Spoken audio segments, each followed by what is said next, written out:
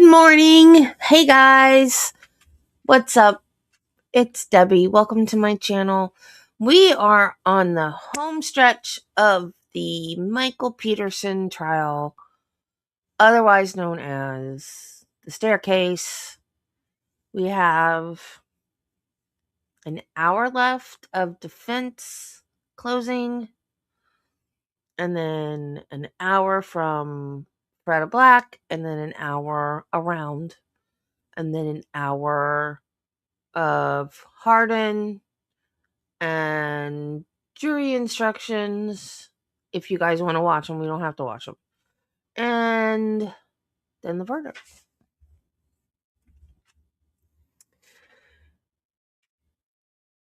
Good morning, Jennifer. Hey, Judy. Hey, Nancy. Hey, Tricia. Hey, Jill.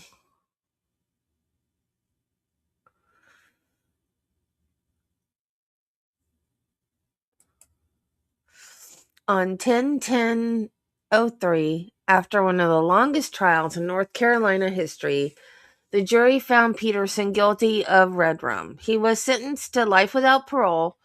Denial of parole requires premeditation. Despite the jury accepting the murder as a spur-of-the-moment crime, they also found it was premeditated. As one juror explained, premeditated meant not only planning hours or days ahead, but could also mean planning in the seconds before committing a spur-of-the-moment crime. So yeah, that's right, because spur-of-the-moment, like, if somebody were to make me mad and I thought, okay, what can I pick up and hit them with? That's premeditation, even though it's. And if you hit somebody once, let's say it's so fast, you don't even have time to think of it. You just pick up something and hit somebody. But then when you go to hit them the second time, you've thought about what you're doing because you've already done it once. So, yeah, they're absolutely correct.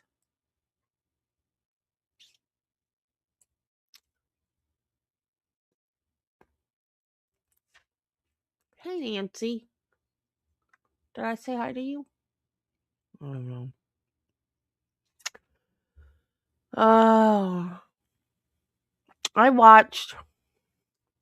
Let me take the sunflower seeds out of my mouth. I just watched another Todd Peterson video, and it was weird. Apparently,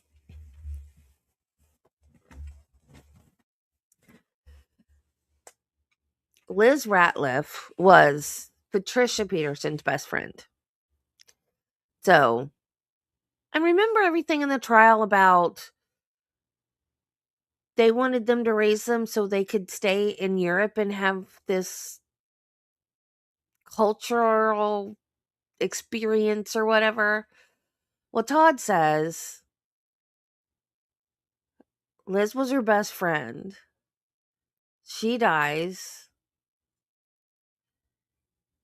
And then, so she loses her best friend. Then she has to take on 2 small children to raise.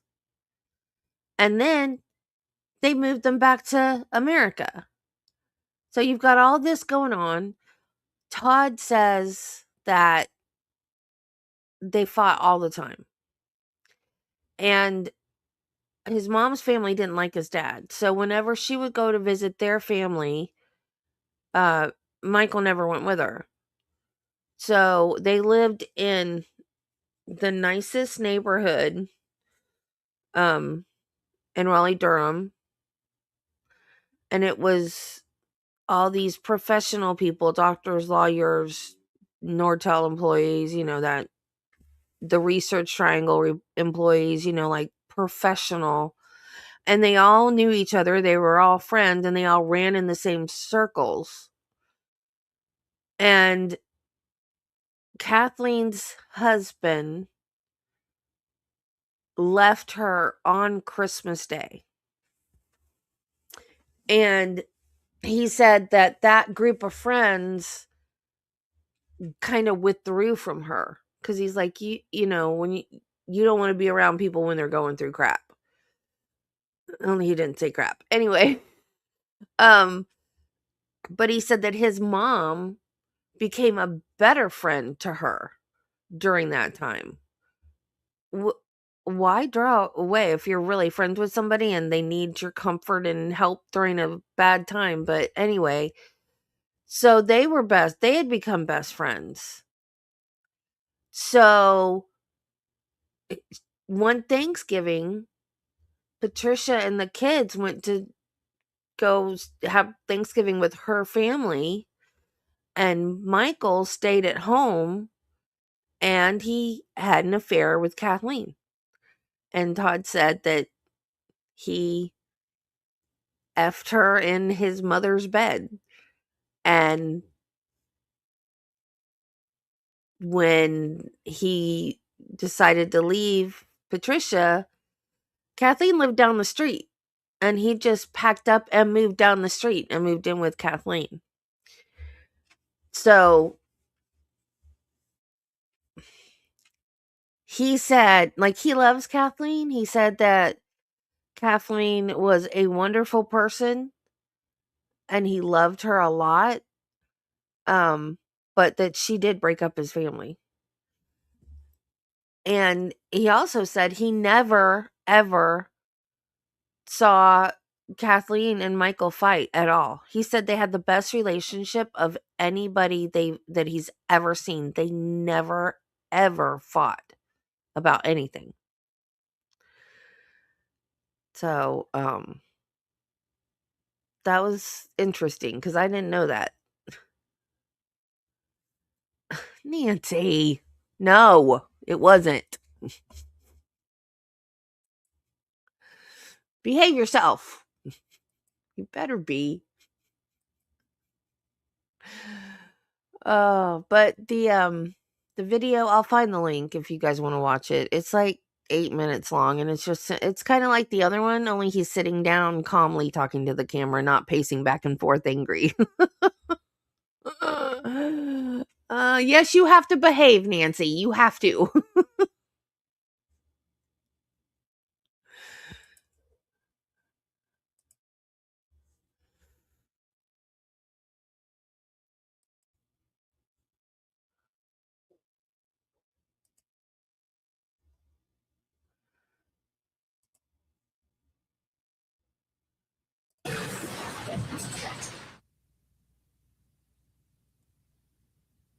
All right, we're in the home stretch here.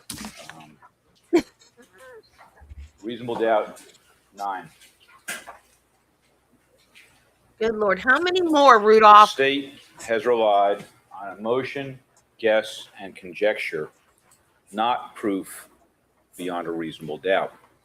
Let me give you 2 examples of that. With regard to the what I'll call the Brad pornography evidence, the state almost seems to be saying, well, you can't be happily married if you're bisexual. And what they seem to want you to believe is that Kathleen Peterson was married to Michael Peterson, spent 10 years with him, and didn't have a clue that he was bisexual. That seems to be what they want you to believe. What is the evidence that they presented to you to support that belief? What's the evidence they presented to you to support the belief that Kathleen Peterson didn't know, despite living with him for 10 years, that he was bisexual? Well, I would submit to you that the circumstantial evidence indicates that she did know. For example, he used his real name in communicating with Brad. He used his real name all the time. He used his real location. And we talked earlier about the fact that given his public persona, if his wife didn't know, wouldn't he be taking How does that mean she knew? an enormous risk of extortion to be using his real name and address? He kept the material on the computer in the house that was used by everyone. This wasn't his private computer. Anyone in the house could use it. He called Brad, I think you saw the phone bill, at least once in Fayetteville, on a phone that was listed in Kathleen Peterson's name. So that call would show up on her bill. And she might presumably ask, well, who were you calling in Fayetteville? Unless she called somebody in Fayetteville. But, perhaps most commonsensically, you all know that Durham, despite being a reasonably progressive community, is a small community. I mean, lots and lots of people know each other in Durham. And Kathleen Peterson and Michael Peterson were extremely active in the art and dance community in Durham. And that's an even smaller sub-community within Durham. And do you really think that Michael Peterson could be bisexual and living in Durham for the last, 30 years, 20 years on and off, and that Kathleen Peterson wouldn't know, that she wouldn't have heard, that no one would have ever mentioned it to her? Does that make any common sense at all? So is there any evidence that she didn't know? No. Is there any evidence that she found out for the first time that weekend and that somehow triggered a argument? No. Instead, they just sort of put it out there and ask you to speculate and guess and conjecture. No proof, just put it out there and you all just consider it. Let me give you the bigger example of speculation, guess, and conjecture. It's the elephant in the jury box. It's the Elizabeth Ratliff situation. I'm going to deal with it because I know you all are going to have to deal with it. We talked about it in voir dire. I talked about it in opening statement. It's there, so let's deal with it. The judge is going to instruct you. I'm going to read directly from his. Yeah, trusting completely doesn't mean she knows. That just means that she trusts him not to cheat on her, and he did it anyway. He actually admitted, he waited till the very, very end of the documentary, but he finally admitted that she didn't know. After years and years of saying that she knew all along, he finally admitted that she didn't. Instruction. Before you consider the evidence relating to the death of Elizabeth Ratliff, for any of the limited purposes for which it is offered, you must first determine whether, in fact, the state has established its contention. Could you highlight that whole thing for me, please? That A, Elizabeth Ratliff was the victim of a homicide, and B, that Michael Peterson was the perpetrator of that homicide. So that's the first thing, or the first two things the state has to establish. If you do not find that the state has satisfied you of the truth of these contentions, you should ignore the evidence relating to the death of Elizabeth Ratliff and give it no weight in assessing whether the state has met its burden of proving beyond a reasonable doubt that Michael Peterson is guilty of the first-degree murder of Kathleen Peterson. That may be the most important instruction that you all have in this case. So take a minute and read it. And I'm going to talk about it.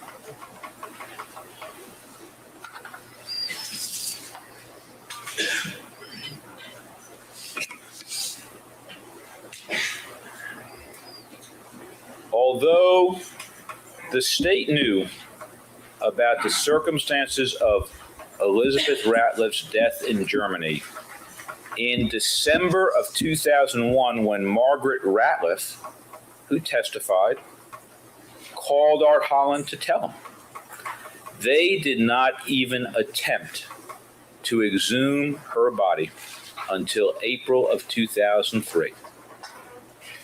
Didn't even try. Just a few days before the trial started, and we all know what publicity that generated. And then when they did exhume the body, they didn't have an independent medical examiner in Texas, and there are really excellent medical examiners in Texas. If you look at the DeMayo book, they're in San Antonio. They didn't contract with a medical examiner down there, an independent medical examiner, to do the autopsy. No. They paid thousands of dollars, and you'll see it in the bills that we marked and put in evidence. I agree. Thousands upon thousands of dollars to get the body transported from Texas to Chapel Hill. And when they got it to Chapel Hill, did they have an independent medical examiner look at it? No. They had Deborah Radish look at it. The same woman whose work was going to be questioned and whose conclusions were going to be questioned in this case. Although they knew about this Germany thing back in December of 2001, did they go and interview a single witness in person in 2001? No. Or 2002? No. Or the first half of 2003? No. They went for the first time to interview witnesses in person in Germany in the middle of June, after they had told all of you that they intended to present the evidence. You know, we're back to that Alice in Wonderland thing. You know, first let's put in the evidence, then we'll find the witnesses. It's not the way it's supposed to work. So let's take a look, first of all, at whether the state has established its contention, A, that Elizabeth Ratliff was the victim of a homicide. That's the first thing they have to establish. What do you have about that issue? On the one hand, you have the opinion of Dr. Barnes. You evaluated him. I know he was criticized by, Deborah Radish and Gleckman. Oh, he's not, a forensic pathologist. We're gods. He's not. He doesn't know what he's doing. But he was board certified in his field, something that Gleckman can't yet say. And he sounded to me like he pretty much knew what he was talking about. He conducted the autopsy. He saw the entire brain, including the blood in the ventricles, including the blood in the spinal cord, including what he saw as microscopic evidence of a stroke. These are not things that you have opinions about. You either see the blood or you don't see the blood. It's there or it's not. If you want to believe that he lied to you about that, I guess you can conclude that. But he sure seemed like he was telling the truth, and he sure wrote it down in the autopsy report that he prepared in 1986 or 5 with no reason to lie. What would his interest be? He saw blood in the ventricles. He saw blood in the spinal column. In addition to Dr. Barnes, you have a review of that autopsy and, most importantly, the microscopic evidence by the Armed Forces Institute of Pathology.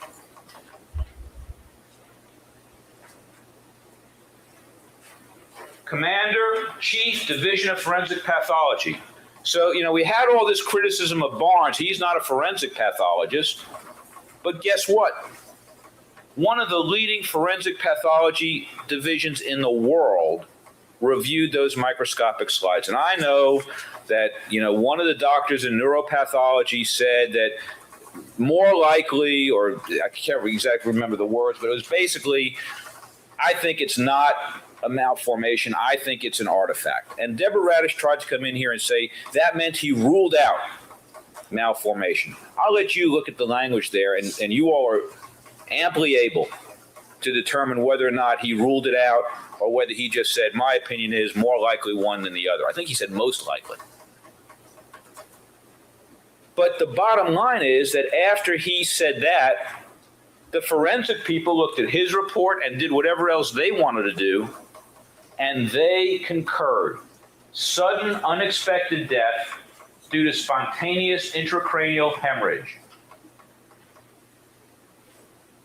That's the Armed Forces Institute of Pathology, Division of Forensics. You have the opinion of the German doctor who was there at the scene, who saw the body, who drew blood from the spinal canal. Deborah Radish and Gleckman say, oh, we don't do that here. Well, okay, maybe we don't have a corner on all the wisdom in the world about how you do certain things. It's possible. But he did it, and he came to the opinion that she had died of a stroke. What's his dog in this fight? Why would he care? You have the evidence from the state's own witness that she had such a bad headache 3 days before she died that she went and made a doctor's appointment. Now, any of you with a medical background know that that's a significant thing to note in a medical record. I mean, certainly the emergency room would want to know about that if you came in. Certainly when you go to see the neurologist the next week, he wants to know about it because it may be evidence that something bad is happening. And that's exactly what Dr. Barnes said he considered it. You have the opinion of Dr. Lietzma, who found a vascular malformation in the slides that Gleckman did in 2003. And interestingly enough, although Dr. Butts, the chief medical examiner, came in here on rebuttal, you didn't hear him say a word to rebut Dr. Lietzma with regard to Elizabeth Ratliff and that vascular malformation. Not a word. You have the opinion of 2 German police detectives who went to the scene in 1985 and found no evidence of anything suspicious. And finally, you have the opinion and the testimony here in court of Special Agent Stephen Lyons, who was the Army CID person, or at least one of the 2, who actually went to the scene and saw the German police and saw the body, and who reported German doctor. This is from 1985. This is not something he just made up. German doctor determined at scene that death caused by cerebral hemorrhage. No indications of foul play. Up above that, responding German authorities notified U.S. Army CID. On scene determination by German authorities indicated death by natural causes. And he testified here.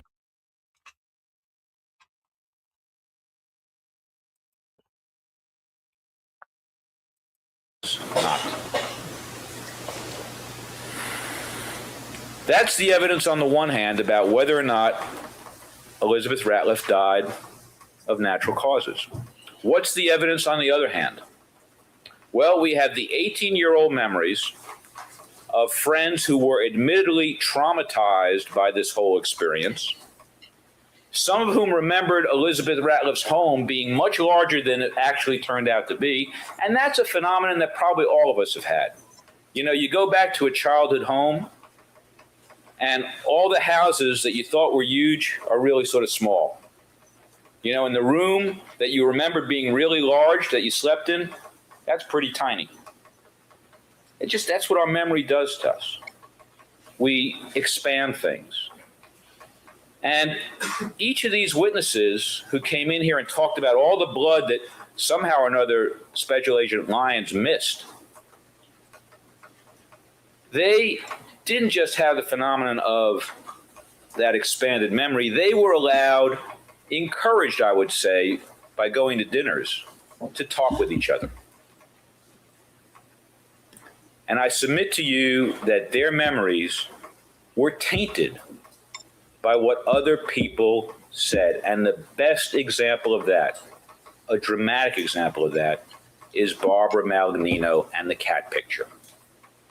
You remember Barbara Magnino came in here and she testified that when she saw this picture hanging in the house on Cedar Street, she remembered, oh, that was the picture I had hanging in my room in Elizabeth Ratliff's apartment in Germany. And, I mean, who would doubt that? She believed it. It's one of the problems with memory that's been tainted. I mean, the person believes it. It's not, they're not making it up.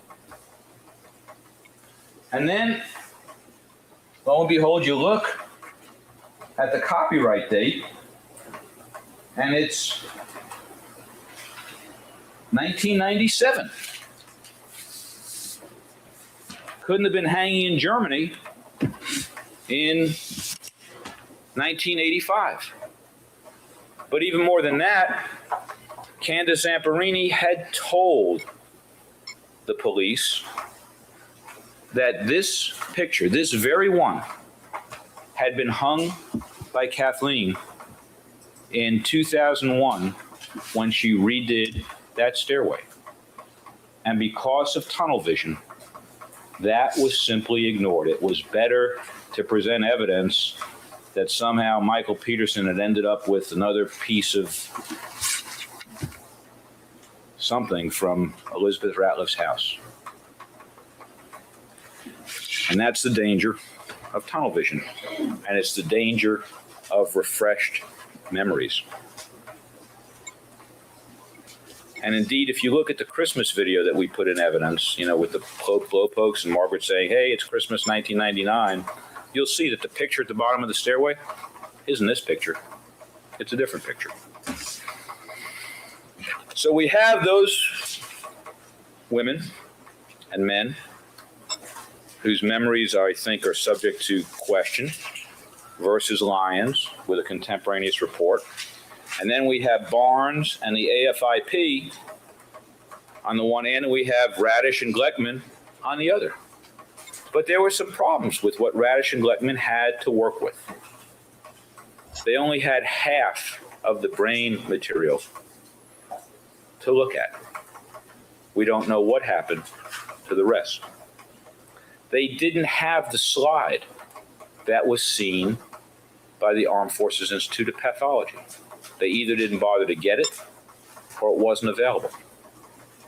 They didn't see the vascular malformation that Dr. Lietzma showed you. And one thing about Dr. Lietzma, I know that John Butts came in and he said, oh, I think these hearts are within normal limits and all that. Lietzma got up and he showed you. Here's what I'm talking about. You see this thing right here? That's not normal. You didn't see Butts get up and say, well, see this thing right here? I know Lietzma said that, but here's what it really is. No, we just had this, well, I think it's normal. And I'll let you resolve the dispute between that, but no one got up and said that Lietzma was wrong about that vascular malformation that he saw in 2003. The other thing we know about Radish and Gleckman is that they were willing to just assume that Dr. Barnes must have been incompetent and not worth even bothering with, because they didn't have the courtesy to even ask him about his autopsy. I mean, how about just some professional courtesy? How about, Dr. Barnes, I noticed that if it says 1997 on the print, it couldn't have been in her room in 1985, though.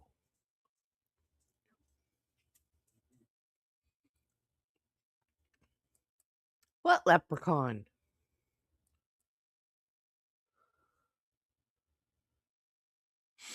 Are you saying it was a different?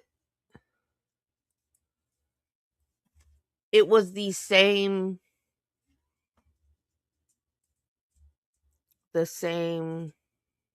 image, but a different picture?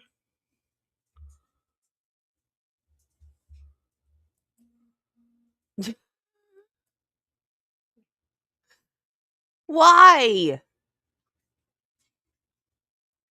Oh, okay. What is wrong with his suit?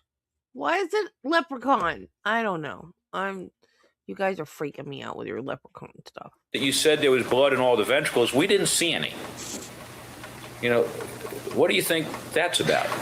Well, gee, guys, I washed it out. No surprise there. They didn't bother asking. Or, gee, you say that there's blood in the spinal canal. We're the ones who took out the spinal canal. How could you say that? Well, gee, guys, when it was sectioned, I looked down and I saw blood in there, and the German doctor said there was blood, so I put blood. No, instead, they want to come in and just criticize, because he's not a forensic pathologist. He's just a board-certified anatomic and clinical pathologist. And finally, we have the fact that Radish and Gleckman were willing to conclude, again, we have the same deal. Nature, severity, and location, number, severity, and location of the lacerations. Inconsistent with a fall. Had to be a homicide. Had to be a beating. Well, okay, do you know anything about the stairway? No. AP. You know anything about the wall and how far the things stick out? The little mounds and bumps? No. Know anything about the handrail? No. Know anything about whether the steps are squared or rounded? No.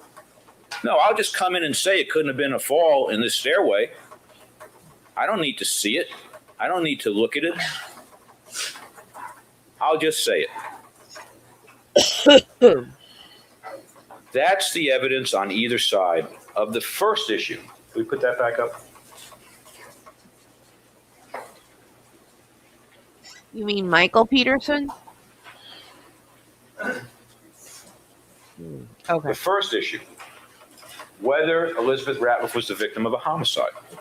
And I ask whether, based on weighing that evidence on both sides, you can say to everyone here, including Margaret and Martha Ratliff, that you're satisfied, you're convinced that their mother was the victim of a homicide based on that evidence. Because if you can't, that blueberry, then that's it for Elizabeth Ratliff. That's gone from your deliberations. But let's assume you can get past that. that blueberry. And you move on to number two, that Michael Peterson was the perpetrator of that homicide. What's the evidence about that? Here's the evidence, as best I can tell, and maybe Mr. Harden can tell you something different, that Michael Peterson is responsible for the death of Elizabeth Ratliff. On the day before she died, as they did almost every day, Michael Peterson and his first wife, Patty Peterson, and their two kids, Todd and Clayton, and Elizabeth Ratliff and her two kids, Margaret and Martha, who lived 4 doors apart, had dinner together. And then Michael agreed to drive Elizabeth to where her car was going to be serviced, dropped off the car, and drove her back. That's it. What other evidence is there? What other evidence is there that Michael Peterson, assuming that Elizabeth Ratliff was murdered, had anything to do with that? None. Zippo. That's it. But even more than that, let's look at the time that Elizabeth Ratliff died. Because that's something that's critically important if you're going to try and pin it on Michael Peterson. We know that Elizabeth Ratliff always took her telephone to bed with her. Normally, she kept it out in the landing area outside her bedroom, but when she went to bed at night, she carried it on a long cord into the bedroom. How do we know that? Barbara Malagnino said it. Where was that telephone found on the morning that Elizabeth Ratliff died? In her bedroom. No dispute about that. It was in her bedroom. Circumstantial evidence that she went to sleep that night in her bed. What else do we know? We know that her body was still warm to the touch when Barbara Malagnino touched her. How do we know that? Barbara Malagnino said so. Now, the state's going to come in and say, you remember that woman, Billie Allen? They flew her here at a cost of God knows how much money to say, well, we had floor heating. That's what we have in the house. It's floor heating. Well, that'll get you up to 72 degrees, but your body's 98. And a body at 72 degrees, if you touch it with a 98-degree hand, feels cold to the touch. Bodies don't drop their body heat but 1 or 2 degrees per hour. So someone who's been dead for 5 hours, they're going to feel cold to the touch, but they're only going to be like 80 some odd degrees. It's the difference between your temperature and theirs that makes them cold to the touch.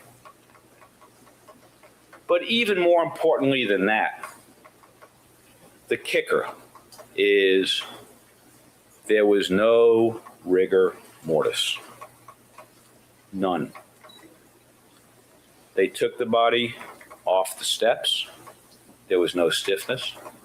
They laid it out on the carpet. There was no stiffness. They carried it from the carpet into the room next door.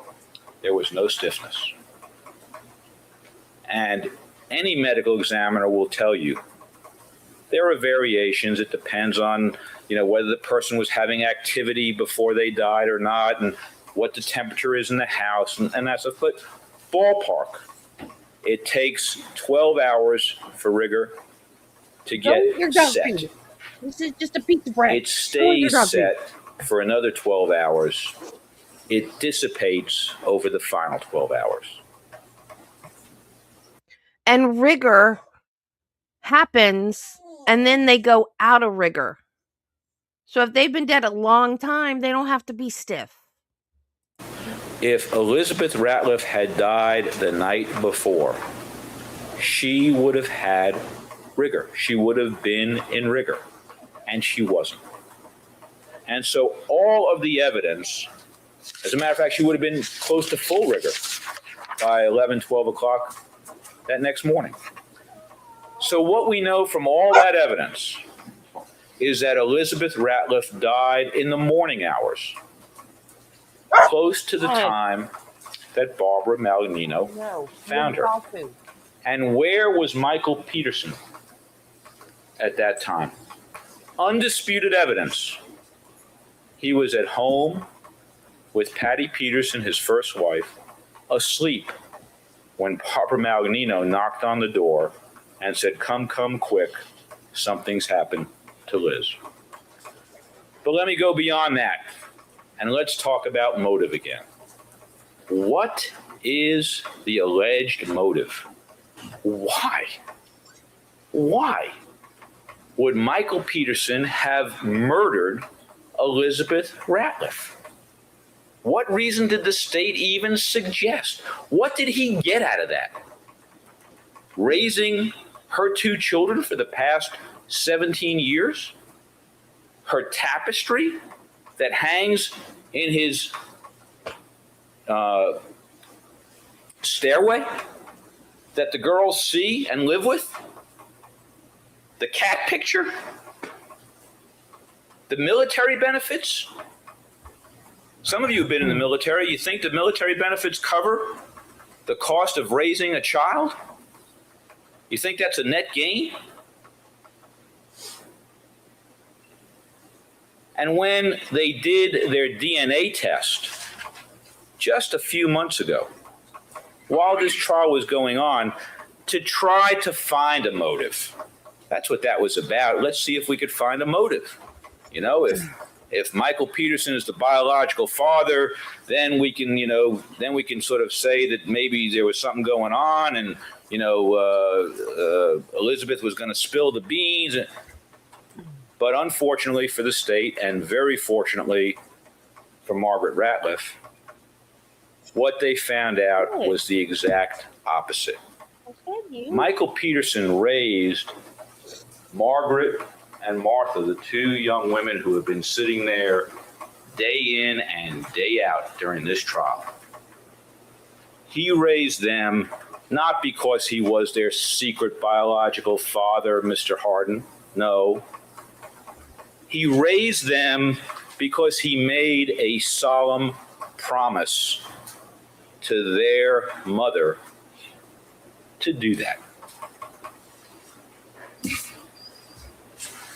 And you heard about it in the letter that Michael wrote to Margaret Blair, who wanted him to just sort of give them the kids. Give them up. You know, I'll take them. I want them. I have taken this charge of guardianship as a sacred trust. What, Bill? I just read you. For nearly 5 years, and even before that, actually, I have acted in what I thought was the best interest of the girls. I have loved them, comforted them, counseled, taught, disciplined, nursed them.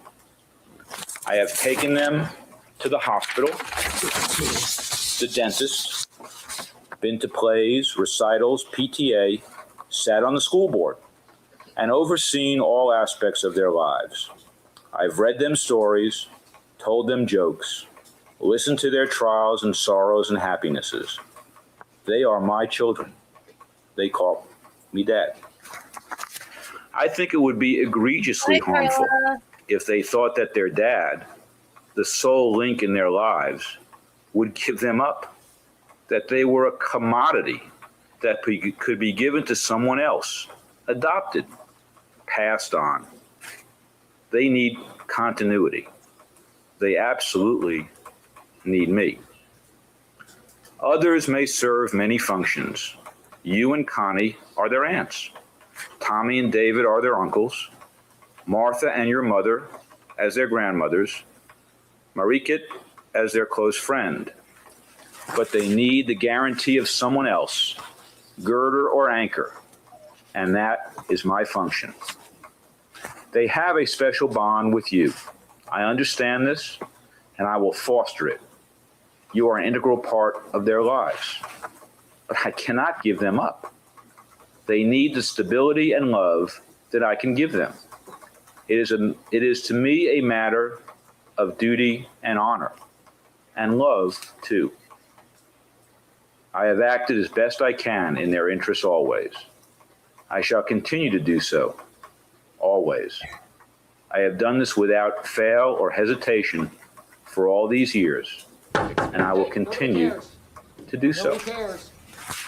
You always speak of the special bond that exists between you and the children. I acknowledge this. I wonder, however, if you don't fail to see the special bond that exists between them and me also. It is as solid as life can be, forged by happiness and tragedy, tested by all manner of trials, and tested once again by this trial. Given this evidence, has the state convinced you enough to say to everyone in this courtroom, including those two girls, that Michael Peterson murdered their mother? Are these the words of someone who murdered their mother? If you were a juror in 1986 and that was the evidence, would you convict Michael Peterson of murdering Elizabeth Ratliff? The state said, oh, well, let's look at all the coincidences. Oh, they have a long list of coincidences. I'm sure you'll hear it tomorrow. Found at the bottom of the stairway. So what, is he the stairway killer?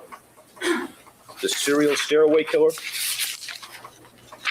No murder weapon was recovered. Well, if there's no murder, you're not going to find a murder weapon. The general time of day. Was he like the late night killer? The general period of the calendar. Late November to early December. What is it, something about Thanksgiving that sets him off? It's absurd.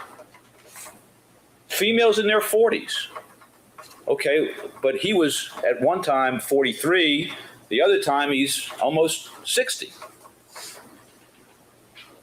Who had a close personal relationship with the defendant. Well, I guess you could call it that. One's his wife and one's a friend. That means they're equal? Both deceased persons were similar in physical characteristics. Well, so what? What, did he marry Kathleen and then suddenly decide that she was Elizabeth and kill her? Both reported severe headaches. Well, so what? They had severe headaches. Both were planning to go on a trip in the near future. Was he kill people who were getting ready to go on trips? Both had dinner with the defendant on the night before their death. Well, duh. One's his wife, and the other was a woman he ate dinner with and with her kids almost every night.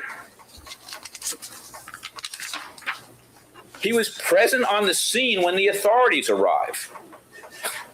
Now that's meaningful Not on trial coincidence. for Liz. He's on trial for In one situation, Kathleen. it's his house.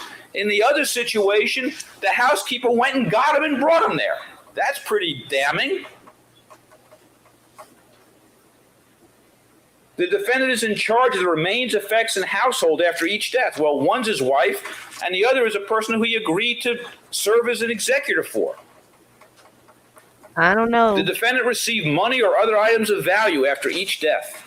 The quiet ones are the ones you got to watch out for. These are the coincidences, and let's talk about coincidences. Most of you are old enough to remember the Kennedy assassination. And some of you may even remember all those weird lists of coincidences between the Kennedy assassination and the Lincoln assassination.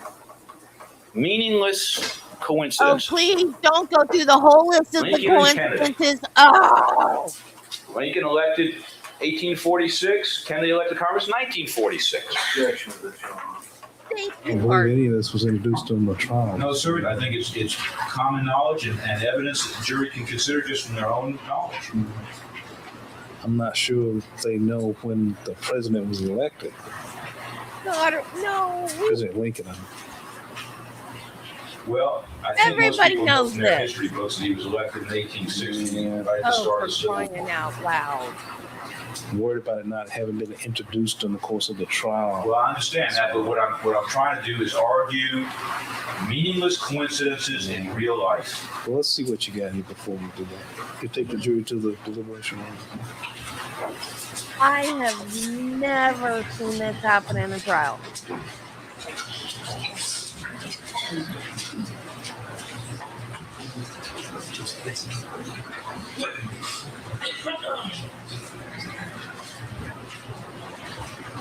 What? What did she say about you?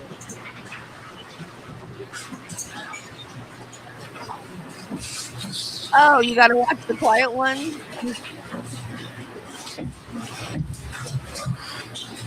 I'm not going to spend a lot of time on it. Just show me what you're doing. Yes, That's all.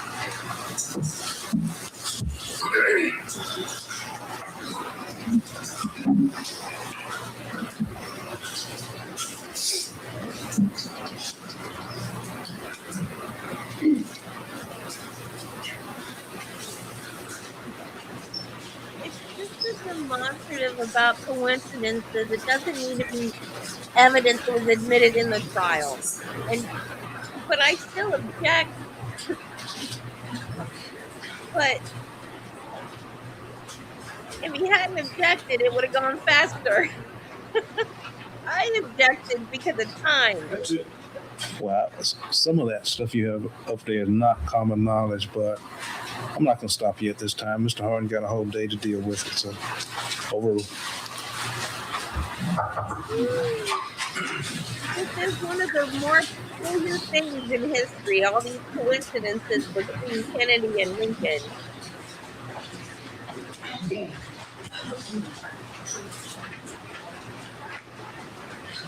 Lincoln was shot in Ford's Theater. Kennedy was shot in a Lincoln convertible.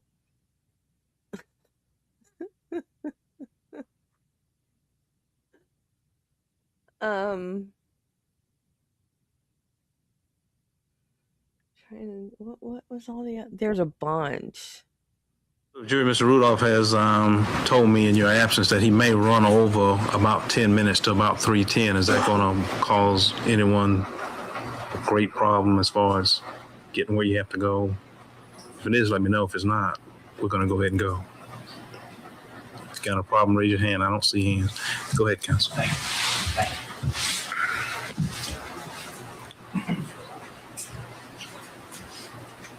Elected president, 100 years apart. We'll just put it up there and you all can see it. Those photos that they can.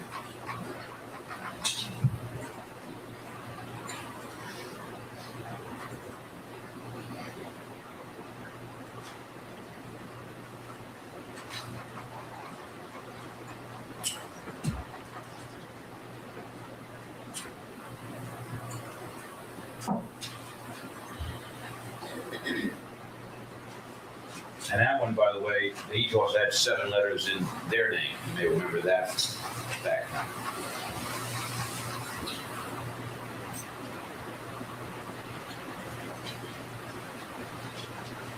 That's Bobby's cover.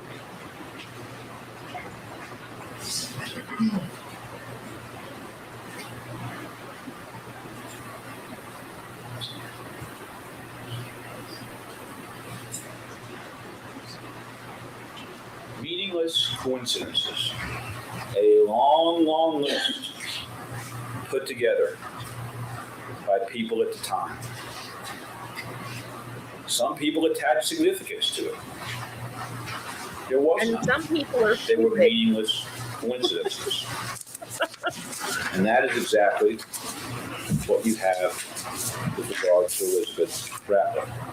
Let's change the context a little. Imagine that Elizabeth Ratliff and Kathleen Peterson had died swimming in the ocean instead of dying in their homes. Let's imagine that. We know from the statistics that have been introduced into evidence in this trial that 4 times as many people die each year of falls than of drownings. About 13,000 each year from falls, roughly 3,000 from drownings. So knowing 2 people who drown is much less likely than knowing 2 people who died of a fall. But if Michael Peterson happened to be on a beach in 1986 when Elizabeth Ratliff had a stroke while swimming and drowned, and then was on a beach 16 years later with Kathleen Peterson, who had too much to drink and went swimming and drowned, would any one of you say that was any more than a coincidence? Why No. is it They do the anything same more thing than they a did in this coincidence situation. that both of them died at steroids? Why is that any more of a coincidence than if they had both drowned? In fact, it's less of a coincidence because drowning is rarer. Reasonable doubt number 10. I'm not going to spend a lot of time with this one. The state's investigation suffered from tunnel vision. Indictment first, evidence afterwards. Some people call this rush to judgment, and I think that phrase has been sort of overused. I think tunnel vision is more appropriate. Oh yeah, The way we've had rush to investigation judgment should work, overused. according to Dr. Lee and Major Pombeck, is you gather all the evidence, you evaluate it in a scientific and logical manner, you begin to formulate some theories, you test the theories against the evidence, and then you reach a reasoned, deliberative decision about what you think happened. It doesn't mean you're right. It just means you've gone about it in a logical, scientific way. And, you know, Major Pombeck is a great example. I mean, there's nothing magical about him. He's just a smart guy who wants to do it right. That's all. Tunnel vision is what happened in this case. Within the first few hours, based on the amount of blood and Wayne Deaver's opinion, the police concluded not an accident. Michael Peterson's the only person there. He must have done it. And from that moment on, from December 9th on, the police weren't looking for all the evidence and evaluating all the evidence. They were looking for the evidence that confirmed their theory. And if evidence didn't confirm their theory, they really weren't paying attention. Now, I understand that that's human nature. As a matter of fact, the judge instructs each of you every day, don't form any opinions yet. It's hard not to form any opinions. It's hard. And we all have to be reminded of it. The problem is that no one was reminding the Durham Police Department of that in December 2001. If they had someone like Tim Pomback in charge, he'd be reminding them. That's what he does. Unfortunately, the Durham police didn't have someone like that. And so they went ahead and formed their opinions. And the danger in doing that is exactly what we saw happen here. You ignore the evidence that doesn't fit your theory, and you exaggerate the importance of the evidence that you think does. Now, I'm getting close to the end, and I want to say a few personal words. First of all, I want to thank you all, not just for myself, but for my client. I've seen lots of lawyers thank jurors in lots of trials. Lots of times it's not terribly sincere. Oh, good God. I will tell you that this is a sincere thank you. I don't think I've ever seen a jury pay more attention or work harder or give up more than you all have. And I believe in our system, and our system wouldn't work without folks like you, and I really appreciate it. But I also I want to give you an apology for a couple of things. I'm sure some of you will remember, and if you don't, Mr. Harden will no doubt remind you about it tomorrow, that there were some things I said in my opening statement, evidence I was going to bring in or whatever, that during the course of the trial I chose not to. And that happens from time to time. We make predictions in opening statements, strategy changes, things change, and we change our views. And if you want to hold that against me, that's legitimate. I told you I was going to do something and I didn't do it, and it's fair for you to hold it against me. All I ask is that you not hold it against Michael Peterson. He had nothing to do with what I said in my opening. He had nothing to do with the strategic choices I made. So if you're going to hold it against anyone, hold it against me, not against him. I also want to say that I know that there are times when I can be too aggressive, maybe too repetitive. Get on with maybe it. Go on too long. Maybe I did that today. Like now? And I am who I am. What you see is what you get. I don't do it for any reason other than what I believe in. So I apologize if I've offended any of you. Again, hold it against me. But please, please, please, do not in any way hold it against Mike. I'm going to end by talking a little bit about pictures. Not just physical pictures, because we've already talked about the fact that physical pictures can be deceiving.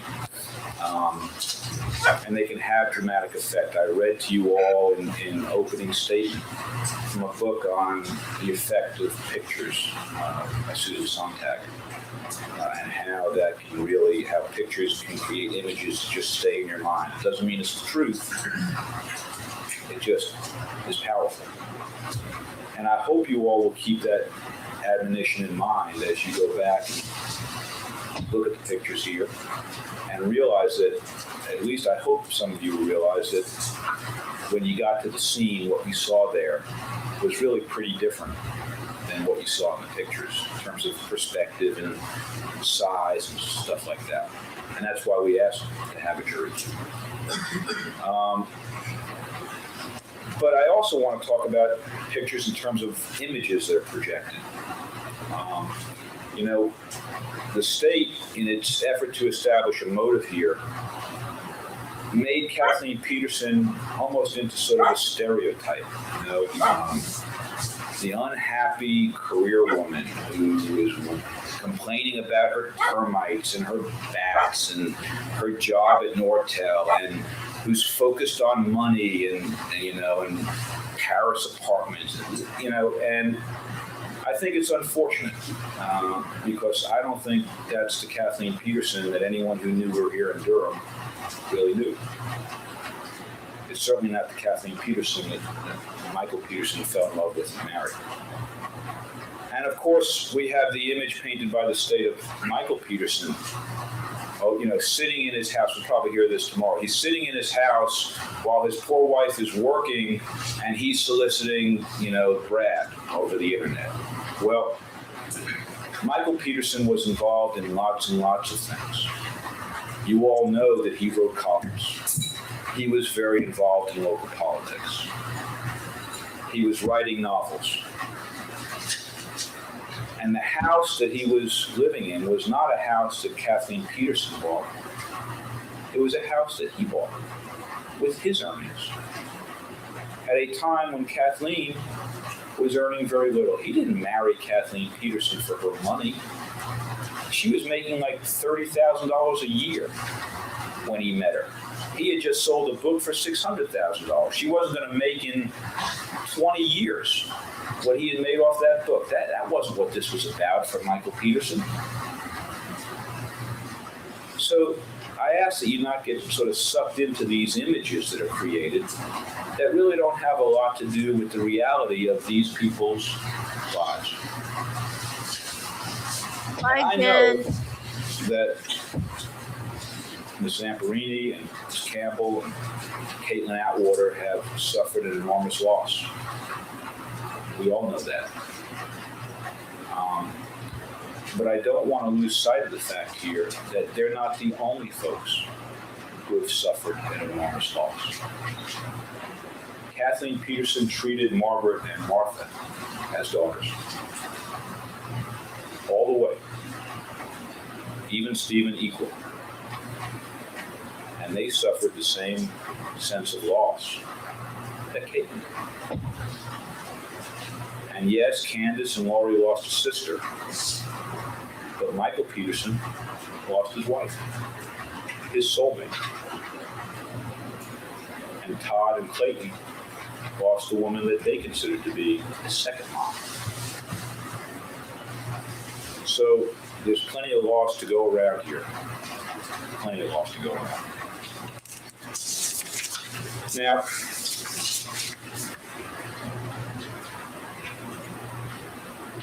you all know that you're going to be deciding whether or not the state has proven beyond a reasonable doubt that Michael Peterson is guilty of first-degree murder. And although it's true that the penalty isn't your business in terms of it is what it is, the law in North Carolina says that you all can consider the penalty in thinking about reasonable doubt and what that means. And I know that some of you in voir dire. Objection. To what, sir? Last statement of perspective. Overruled. I think they know the penalty. I believe each one of you went over what the penalties were. The only Not knowing it and allowing it to enter into the deliberative process are two different things. Yeah, I understand this one. It's overruled. They know what the penalty No. Some of you. No.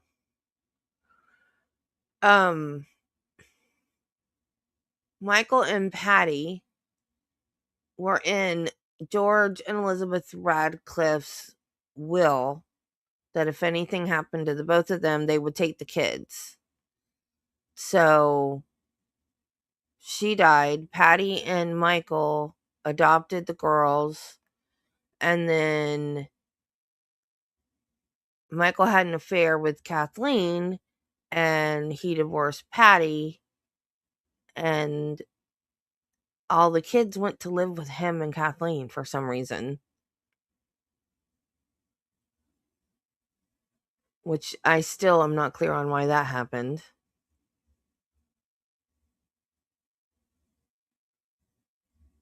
And Patty is in the courtroom, but like in the whole documentary, she's hardly mentioned at all, or she's not in it at all.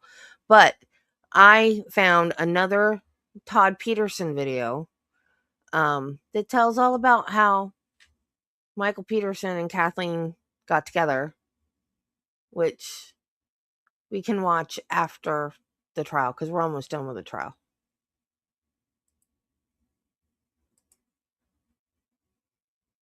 Voir dire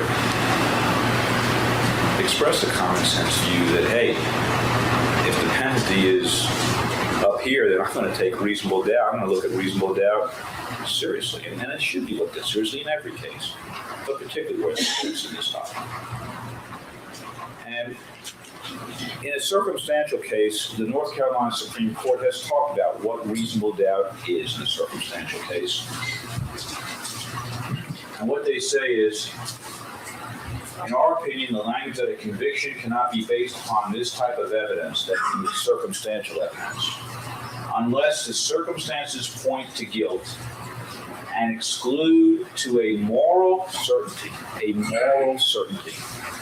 every reasonable hypothesis except that of guilt, unless the circumstances point to guilt and exclude to a moral certainty every reasonable hypothesis except that of guilt, is merely another way of saying that the jurors must be convinced of the defendant's guilt beyond a reasonable doubt.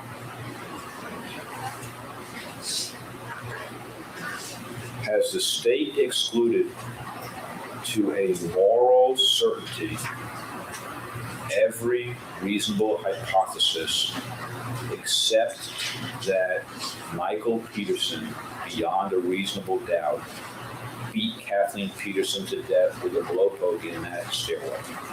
Because if they have not, if there is a reasonable hypothesis of innocence, then there is a reasonable doubt. And you must, under your oath, vote not guilty.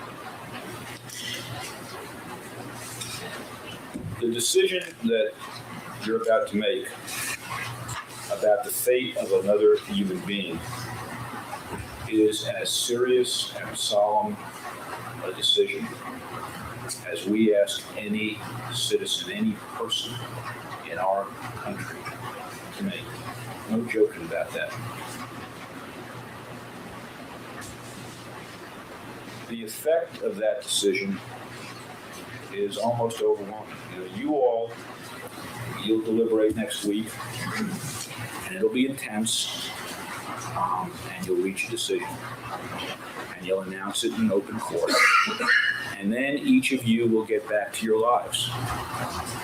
You will. And this will recede in your memories, and you may have some pleasant memories, you may have some unpleasant memories, but it'll recede. But what you do will stay with Michael Peterson,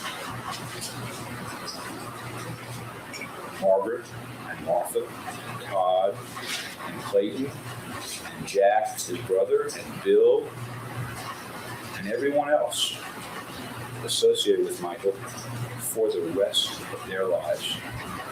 There will be no going back.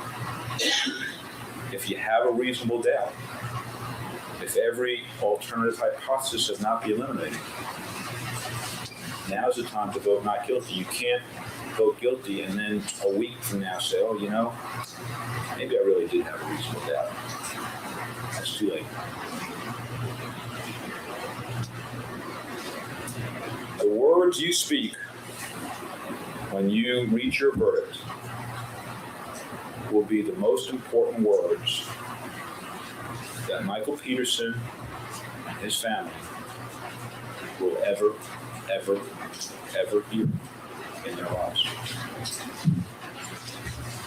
And the words that Michael Peterson spoke on December 9th, 2001, when he called 911, should guide your verdict as you deliberate it.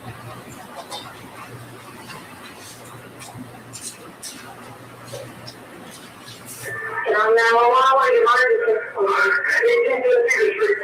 What time? What kind of accident? She's doing what kind of accident? She's doing the flip. Is she conscious? What? Is she conscious? No, she's not conscious. Okay. How many stairs did you fall down? How many stairs? How many stairs? Calm down, sir. Calm down. Oh, 15, 20. Please, get somebody to look at this. Okay, somebody is dispatched in the ambulance while I ask you questions. Okay? Please. Okay, sir. Somebody else is dispatched in the ambulance. Okay, is she awake now? Hello? Hello?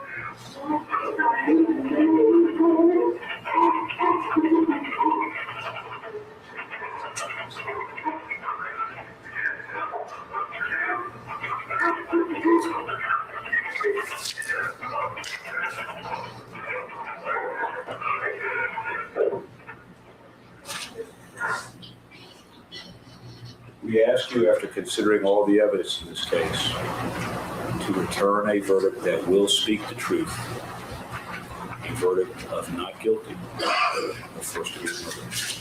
Thank you.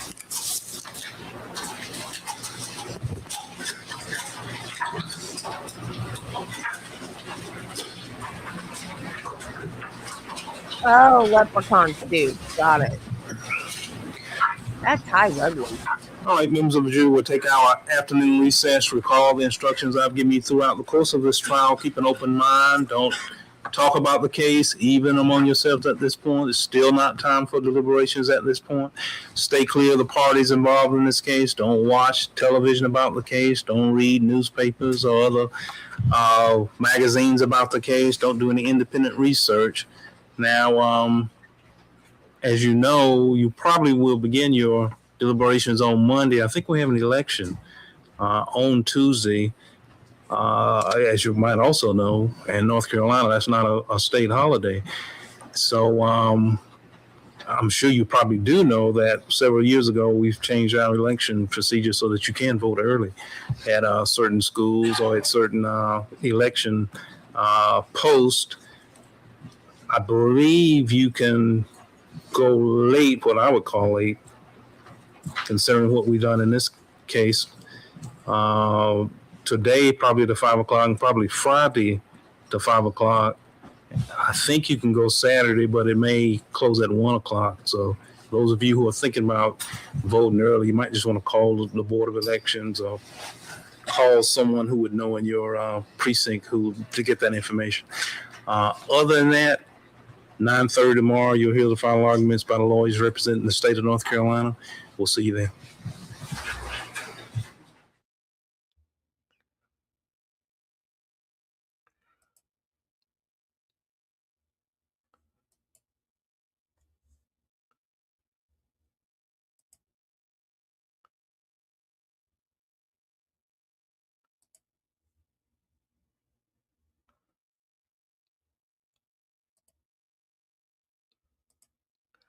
We'll just watch it now.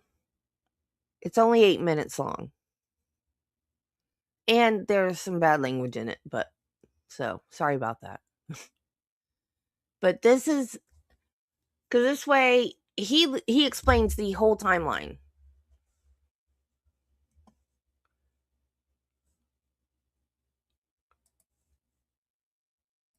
I'll leave it at that. It's a great day. But I will say this. I am going to make a video regarding my mother. Because this man trashed my mother. And my mother's dead. So she can't speak for herself. Judy, does he look like his dad now? And I'm speaking about my mother, Patricia Peterson, not Kathleen. When my mother endured, no woman should have to endure. Her best friend fucked her husband in her own bed. Kathleen was my mom's best friend. And Kathleen's husband left her on Christmas Day. Before I go further, I should say that I believe Kathleen deserves to be in heaven. You know, good woman. She probably committed one of, if not the worst moral crime of anybody I've ever met. This is Kathleen. She stole my mom's husband. Kathleen broke my family apart. And they were living literally a block and a half away. I came home one day in the 7th grade. And I can't remember it, man. It was like I literally can't remember how it happened. You know, you overwrite things in your mind. But it was something like this, where it was like, I think my dad and mom were like yelling or screaming, and my dad was driving off when the school bus was showing up. And my brother and I were like, fuck. And I think I heard my dad yell, "I'm leaving," or my mom saying, I can't remember, you know, you repress things. But basically, I came home from school one day in the 7th grade, and my dad packed his fucking bags and moved down the street with Kathleen. If you take me out of the situation, and you just think about my mom's experience, we lived in the nicest neighborhood in downtown Durham. Forest Hills, doctors, lawyers, mostly professors at Duke, all close friends. They all hung out together. About 20 women in the neighborhood hung out. Kathleen and my mom were among that group. When Kathleen's husband left her, a lot of people in the neighborhood kind of pulled back. You don't always want to hang out with people that have shit going on in their lives, you know? My mom stepped up and became a better friend. My mom spent more time with Kathleen after her husband left her. And within the year, when my mom took me and my brother to Arkansas for Thanksgiving, my dad stayed behind. My mom's family hated my father. They didn't go to the wedding, okay? And so my mom and my dad wouldn't go to visit her family for obvious reasons. They didn't like each other. So when my mom took me and my brother to Arkansas for Thanksgiving, my dad stayed behind. And Kathleen came over to my mom's house, knocked on the front door. Apparently it was raining that day. My dad opened the door. Then Kathleen, you know, walked in and fucked my dad upstairs in my mom's bed. And my mom found out because when she came back, she found like this blonde hair in the bed. Can you imagine that? Okay? Being my mom in that situation. Her best friend, which was Martha's birth mother, Auntie Elizabeth Ratliff, she had died within the last year and a half or so. Right? Fell a bomb stairs. And so it was a shock to everybody in the neighborhood. We were like a military community there. We were all friends. We all knew each other. And it was devastating to the community when Uncle George Ratliff, Martha's birth parents, they didn't know him, but they were too young, but cool dude, man. When he died, that was devastating. Then when she died, Auntie Liz, that was just unbelievable. So we packed up, and that's why we moved back to America, because when there's too much uncertainty and volatility in life, it's good to just kind of get a baseline and settle. And so we went away from Germany back to North Carolina, which is down the street where we moved to. Well, fast forward, and within that 2-year time period, Kathleen's husband left her on Christmas Day. And then my mom, as mentioned, we went to Thanksgiving. And then my dad cheated my mom. But, my dad's, I'm going to stay away from bad mouthing him because it's not good to poke a bear in the eye, if you will. So I'm going to stay away from that. But, he had been a repeat cheater on my mom, I think within the first month of their marriage. My uncle told me a story about how my dad disappeared for about a week after they got married, went off to Lake Tahoe, some guy or something. Okay. Now, if you're wondering why the fuck my mom put up with that, it's because her father, as I understand, was abusive. My grandfather, a great military man, retired as a full colonel from the Pentagon. I've talked about this a lot. Great man, taught both the war colleges. Not a great father. I imagine that his father wasn't a great father, and on and on. My mother was a beaten down woman. My mother absolutely had whatever syndrome you want to call it, when men beat you down and you take the abuse. By the time my father showed up in my mom's life, by the time she was a sophomore in college, she was already a broken woman. Okay? And so it's why I don't blame my mom, if you will, for being in bad relationships, for putting up with things that most of us wouldn't, because she clinically had been beaten down by her own father. Okay? And so she'd been betrayed a lot. So fast forward to 1988, when her best friend fucked her husband.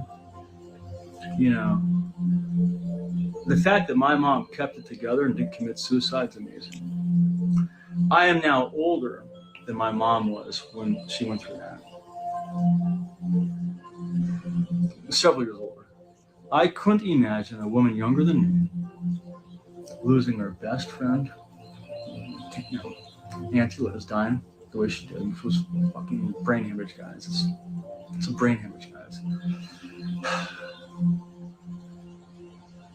I'll do another video on that later. I don't want to go into it now, okay? So she lost her best fucking friend. Takes on unexpectedly 2 young girls in a marriage, mind you, with a man that's not the world's greatest fucking husband. They pretty much fought every day of their marriage, from what I could tell. And I've said it before, my dad and Kathleen never fought once. I never once ever saw my dad and Kathleen ever have a fucking argument, ever. They had the greatest relationship of anyone I've ever seen. I have no fucking idea how that's possible, but it's true. They had the world's greatest relationship, my dad and Kathleen. They never fucking fought. All of those scenes that you're seeing in HBO are complete fucking nonsense. As mentioned, my dad and I are not on called good terms. I would be the first to talk shit. They had a fantastic relationship, my dad and Kathleen. But going back to the bad relationship with my mom, my mom stayed in it because she was an abused woman by her father. And that's life, That's life. It's the new TV drama starring Colin.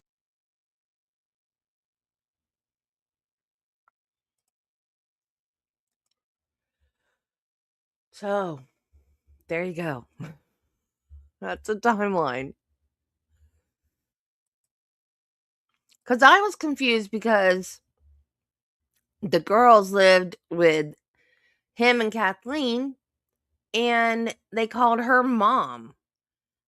So I was confused. I was like, who adopted them? Did Patricia adopt them?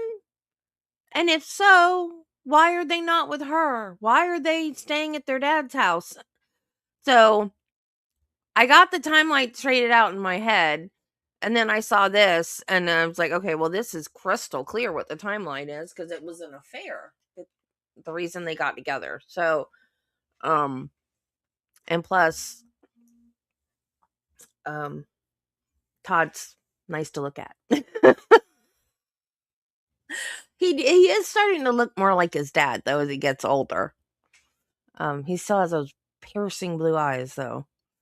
But I still don't know why the girls didn't stay with Patricia if she adopted them. But at least now I know for sure that it was that Catherine was not in Germany, that it was Patty. But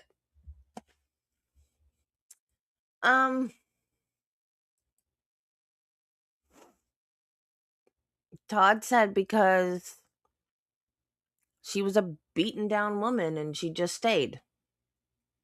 But she left. Well, no, I guess he left her. I was going to say she left him when he cheated on her, but no, he left her.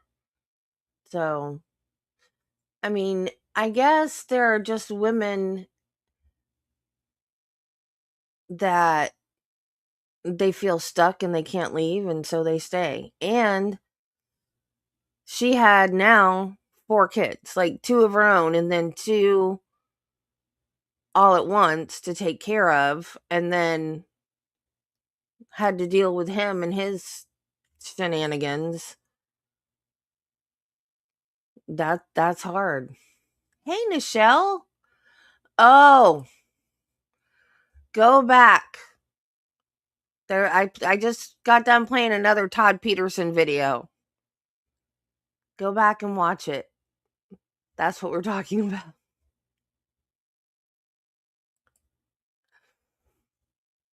Okay.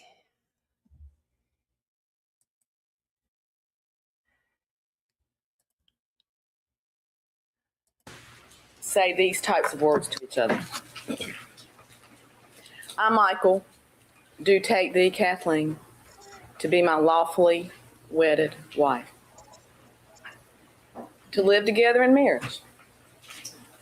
I promise to love you, comfort you, honor you, keep you, for better or for worse, for richer or poor. Yeah, he promised that to Patty too, and look how that worked out. He slept with her best friend. In sickness and health, and forsaking all others, be faithful only to you, so long as we both shall live. Soulmates make these types of promises to each other. Some of you may have made that type of promise to another person at one time in your past. I did. Michael says that Kathleen is his soulmate. His lawyer told you that yesterday. Did he honor her? Did he keep her? Did he forsake all others? And was he faithful only unto her? You all know the answer to those questions. The answer to every one of those questions is no. Now, that 911 call, you know, it is what brought us all together. We spent a long time together now. It's almost like we know each other to a certain extent because we've spent so much time together in a difficult situation. It's been difficult for all of us. We're tired, all of us. We're ready for it to be over. We've been here since May. You all have been here at least since July. The defense contends that that 911 call began a tragedy for Mr. Peterson. Her name is Freda Black, and I just now figured out what bothers me about her. Her accent is beautiful, but I keep thinking it sounds fake, and I know it's not fake, but the reason why it sounds fake to me, and David is not here. David, the one with the closing, the closer obsession, he sounds like the way Kira Sedgwick talked on The Closer. Because that was a fake Southern accent. It was a good fake Southern accent, but it was fake. And that she sounds just like Kira Sedgwick did in The Closer. And so that's why. But she reminds me of Patricia. What is her name? I'm going to have to find her name in a picture. Oh yeah, I love it. But I've been thinking how fake it sounds, and now I know why. It's her real accent, but like I said, the one that Kira Sedgwick did on The Closer, she did an excellent job. It sounded like a real accent, which is why I'm mixed up in the head right now about her accent. The state contends that the tragedy for Kathleen began long before that 911 call. Long before that. Part of that reason is because of people like Brad. But now we're going to come back to Brad. Now, the 911 call did result in a number of things. Firemen, EMS personnel, Durham police officers, Corporal McDowell. They all ended up there together. And they enter 1810 Cedar Street with the assumption that they've been given accurate, truthful information from the 911 call. Because they need accurate and truthful information to render effective assistance to Kathleen. Immediately upon entering into that home, and upon seeing what they saw in that stairwell, you've seen it too now, or at least seen some replica of it. Okay, I found a picture.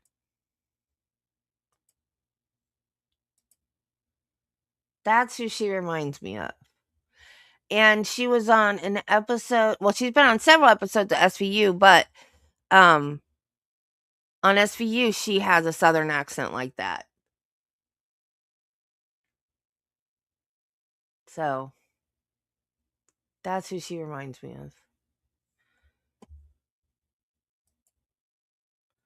Yeah, she's gone now because of him.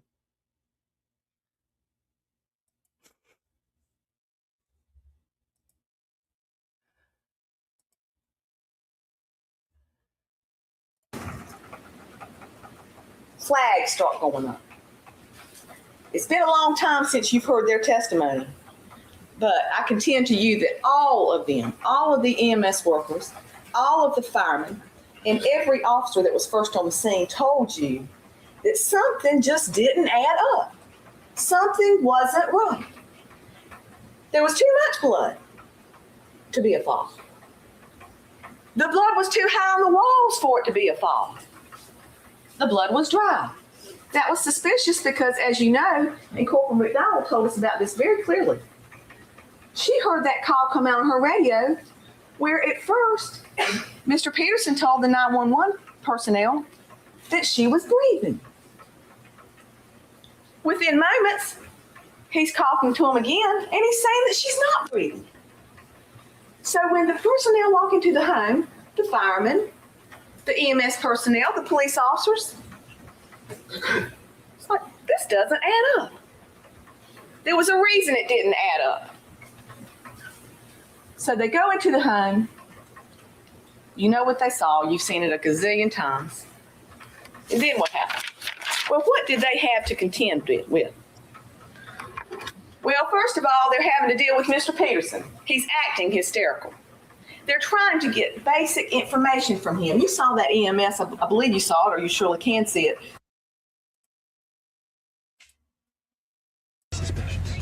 Don't be suspicious. No. Don't be suspicious. No. Don't be suspicious. Don't be suspicious. Don't be suspicious. Don't be suspicious. Don't be suspicious. Don't be suspicious. Don't be suspicious. Don't be suspicious. Don't be suspicious. John Ralphio? Come to take his sentence home! Come to Rabbi! To take his sentence home! To take his sentence home! My favorite part is the T-Rex arms.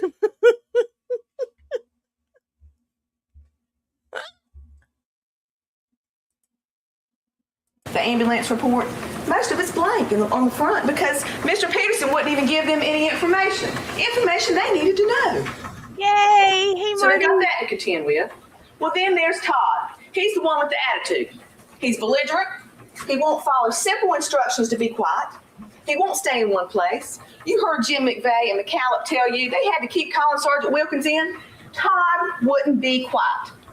Todd would not follow simple instructions. The man with the attitude. They had to contend with that. While they're trying to do their work, they're having to deal with Todd, who'd been drinking at the party. Then they got Todd's friends that didn't even bother to come testify in this trial. Christine and Heather, you had to rely on a piece of paper as far as their testimony. They've got to contend with them. They got neighbors that are trying to come in. They got Ben. Well, Ben's drunk. Ben is just plain drunk. Ben Manor. They got to contend with that drunk person. Then they've even got growling dogs to contend with. They've got a 10,000 square foot house and a lady poor lady lying there, deceased, and it appears to them that she's been dead for some period of time, but then they're confused about this call they've received. So that's what they start out with. But now Corporal McDowell does the right thing because she has been trained well, and she is intelligent, and she is competent. She calls for help. She calls CID. She gets in touch with the sergeant. She knows they're going to need some extra people because something's not right. She does exactly what she's supposed to do. Now, you've heard so much about crime scene contamination. Was this crime scene perfect? Well, you know, a lot of you put down your juror questionnaires that you watch CSI or programs like that. You probably watch some of the forensic files on the Court TV channel. There is no such thing as a perfect crime scene. There's no such thing. Police officers, when they go to a crime scene, have to take the scene as it is. Sometimes it might be an outdoor scene where it's raining, snowing. It might be a situation where there's a body that's found that has been there for a long period of time. When it's snowing, use red solo cups to get the blood out of the snow. Crime scenes are of all different types, all over this county. But you take a scene and do the best you can with it. There's been no evidence in this case that anything that was done to that scene altered the walls. Nobody was walking on the walls. There's been no evidence, no credible evidence, that anybody did anything to the stairwell. Now, to hear them tell it, there was luminol that was done in one portion of that stairwell. Well, if you believe that, then you're just going to have to believe that Dwayne Deaver is just a liar. And he has no reason in the world to come up here and lie to you. So there's been no credible evidence that anything was done to alter that stairwell. And there's been no evidence that even if somebody was even near the stairwell or even in the general area, that anything would have changed Dwayne Deaver's results, the results that he found in this case. Now, to evaluate the crime scene, however, you have to think about what was done prior to the arrival of the EMS workers, the firemen, and the police officers.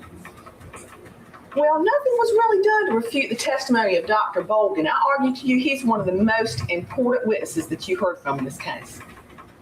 Dr. Bolden told you that in his area of expertise, and he is a qualified expert with impeccable credentials, that the average time for those red neurons to be found would be 2 hours, that he's never seen anything less than 2 hours. What that means to you is Kathleen was unconscious for at least 2 hours. That gives Mr. Peterson at least 2 hours to do things before the 911 call is placed. Now, Mr. Rudolph mentioned to you yesterday that the state contends that he staged the scene. Well, there were some things that were done. You can call it whatever you'd like. But Mr. Peterson had at least 2 hours to do some things before help arrived. What did he do? Well, as you know, he took his socks and shoes off. Now, isn't that a strange thing for a grieving spouse to do? And you know that he did because they're in the photograph. Why in the world would he take his shoes and socks off? What? And I can't answer that question, but he obviously did. He threw them down here in the hallway. What else did he do? Well, we contend. So if you're grieving, you're not allowed to take your shoes off. Got it. To you that he did try to clean up. This Windex bottle is in a strange place, and you all remember State's Exhibit P-150. There was a reason we presented this to you. You heard from all of the witnesses that knew anything about this house that all the cleaning supplies were in that utility room. Look at the way that Windex bottle was placed under that cabinet. It's even like on top of it, some type of implement that looks like it would fall over if given the opportunity. It's in the wrong place. That's not where it should be. Now, what else did he do? Well, we contend with you that he positioned her body, because you've seen enough pictures of Kathleen lying there. Her body does not look like it is in a natural position. We also know that he did something with those wine glasses. Now, you remember this photograph P139? One clean and one dirty glass. Have you asked yourself why that would be? Well, there's no question that apparently they were drinking some alcohol that night. But we argue to you that the reason there's one, they both should be dirty if they're drinking throughout the evening. Hopefully we can agree upon that. The reason one is clean and one is dirty, I contend to you, is that somewhere along the way, the other dirty one, probably during the assault, or perhaps she was holding it when she was assaulted, the dirty one that she had got broken. That's why one is clean and one is dirty. But in order for him to cause people to try to believe that they've been drinking, that her alcohol somehow caused her to lose her balance and fall, there needed to be two glasses there. And you know how you can know that too? You saw the two bottles of alcohol that were open. Both of those bottles are the type of alcohol that would hold a clear color of alcohol. A clear color of alcohol, not some type of pink or shaded alcohol. That's why there's really no mystery to that alcohol smell down that drain. Because there's another empty alcohol bottle somewhere, perhaps in a trash can or somewhere, that held this pink alcohol. And I contend to you that part of the staging meant that Mr. Peterson, in order to put some alcohol in the bottom of these glasses, the other two bottles were empty. He grabbed another bottle of alcohol. Where that bottle is, we don't know. Poured the alcohol down the drain and left a little bit of residue in these glasses, because otherwise this pink liquid doesn't add up. Not to the bottles that are found. What else could Mr. Peterson do? Well, we know that he tried to wash his hands in the sink. You saw the blood on the side of the sink. You saw the blood, or you know that there was blood in the laundry room sink, or there was at least the luminol tested positive there. And somewhere he put a weapon. Was it the blowpoke? We can't be absolutely certain. And we're not required to be absolutely certain. But that weapon went somewhere. But now, why did he do all these things? And you need to keep in mind, we're not dealing with the average individual over here. We're dealing with a fictional writer. Some people even say he's a good fictional writer. He is a person who knows how to create a fictional plot. And in this case, he has tried to create one. He tried to sell it to the EMS workers. Didn't work, not ultimately. He tried to sell it to the firemen. He tried to sell it to Corporal McDowell, to Connie McFoy, to E.O. Pascal, to Art Holland. He tried to sell it to his family. And in this courtroom, he's tried to sell it to you.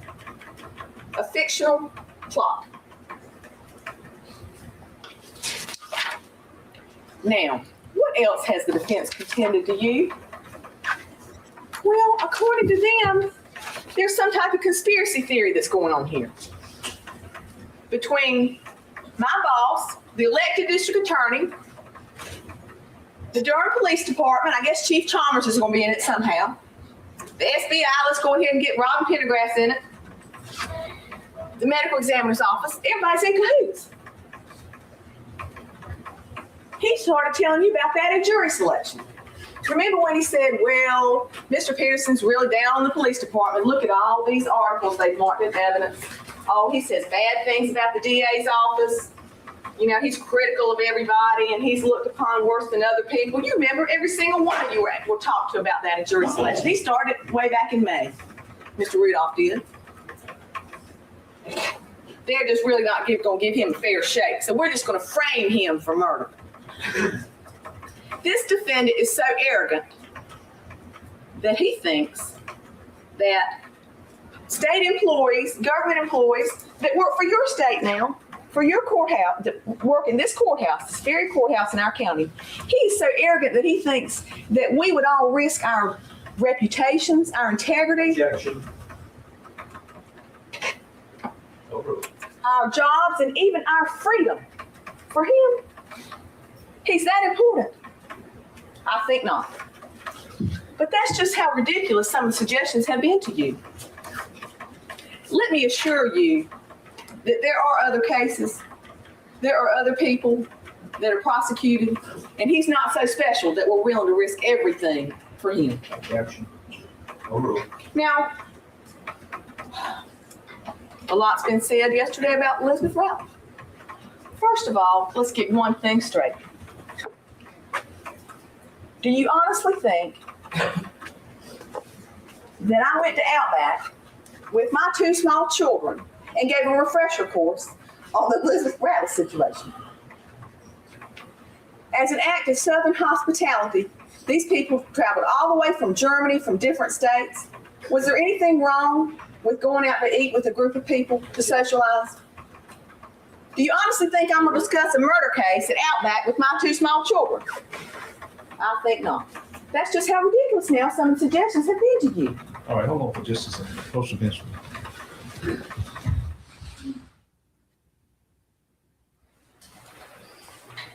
All right, Ms. Blunt. Thank you. Why did the state go to the time, trouble, effort of exhuming the body of Elizabeth Ratliff? You know it began with Margaret Blair and Rosemary Calloway.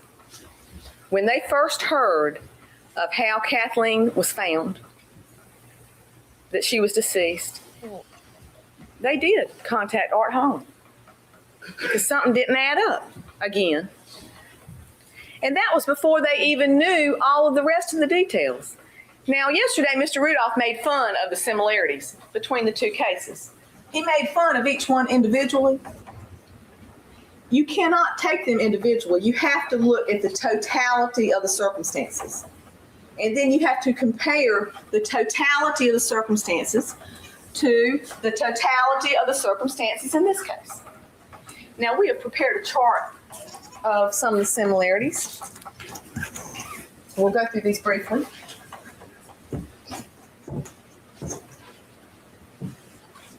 Both victims found at the bottom of the stairway. Large amount of blood was present at both scenes. Both victims are female. Both victims in mid-40s. Both victims had close personal relationship with the defendant. Both reported severe headaches before death. The time of day was similar. They both had socialized with Mr. Peterson. Mr. Peterson was the last known person to see both of them alive. Excuse me. No evidence of forced entry. No evidence of property taken. The defendant was the one that reported to authorities that the death was by accidental fall. Both died due to head wounds. Same number of scalp lacerations. Same general location of scalp lacerations. Both victims had defensive wounds. Both places the blood spatter was high up on the wall. The defendant was in charge of their effects afterwards. He was in charge of each estate. He received money and goods after each death. There were no eyewitnesses to either death. And no weapon was recovered either death. Now, each one of these individually, Mr. Rudolph made fun of. But I argue to you that you have to take them in totality. Totality. And these were the things that Rosemary and Margaret didn't even know. And what then was discovered? Well, once Dr. Radish did that autopsy, their suspicions were confirmed. She did, in fact, die as a result of a homicide. And once this was discovered, now you know why this was presented to you. Do you really believe that lightning strikes twice in the same place? Do you? Do you really believe that this is a huge coincidence? Maybe you do. This defendant knew the blueprint of how to make this type of situation look like an accidental fall because it had worked one time. And he tried to make it work again, but it didn't work this time. Now, Mr. Rudolph has made a whole lot about this blowpoke. The one that mysteriously appeared in the courtroom 2 days before the defendant rests. Now, he talks about somebody waiting to do something. On September 21st, on Sunday, apparently they were at the minute with the judge. You know what ex parte means? Ex parte means that we didn't know anything about it. It means the state wasn't, nobody let the state know anything. Objection. Your Honor, the order was put into evidence. Did you say something? Okay. I was asking for purpose on the basis of objection. Yes, sir. You gonna quote? Ms. Black, turn your chart down so I can see the girl's face. Sir, I'm sorry.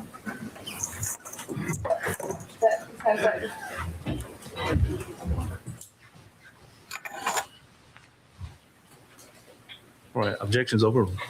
Thank you, Your Honor. Ex parte means that neither Mr. Harden nor myself were made aware of this. At any rate, on September 21st, on Sunday, 2 days before the defense rested their case, they called their photographer from Chapel Hill. Now, the photographer, I argue to you, is once again another person who exaggerated their testimony. Why is that? Do you remember the judge had to keep sustaining my objections because he wanted to be an expert in cobwebs, dust, and dead bugs? He kept trying to say, it's true, he kept trying to say, well, because of the passage of time, he took these photographs. Dead inchworm, got that photograph. Cobwebs. Cobwebs can form over a short period of time. You probably know that just from your own home or from your yard or your deck or something like that. Oh, here's a little dust. It looks like a spider leg here. This was supposed to be some type of something to make you think that blowpoke been there since December 2001, I guess. Here's a little bit of dust. Well, I don't know about you, but dust collects on my coffee table overnight. Here's a cobweb. That's significant. Here's a little bit of goo or something. But on September 21st, on Sunday, they've got the photographer over there because all of a sudden we found that missing blowpoke. Well, ladies and gentlemen, first of all, what happened to this? There's been no explanation about that. Where is the end of it? If you had a piece of junk like this in your house, wouldn't you just throw it away? Granted, apparently that garage was filthy. But wouldn't you just throw it away? We don't really know what this is. You've been given no information about who found it. It surely wasn't the photographer. When it was found, why it was there. So I argue to you that Defendant's Exhibit 288 is just a piece of nothing. Nothing. We have never told you that we are absolutely certain that it was the blowpoke that killed Miss Peterson. We do believe if it wasn't the blowpoke that Candace had given them, that it was something similar to that, and you've heard from expert testimony why we believe that.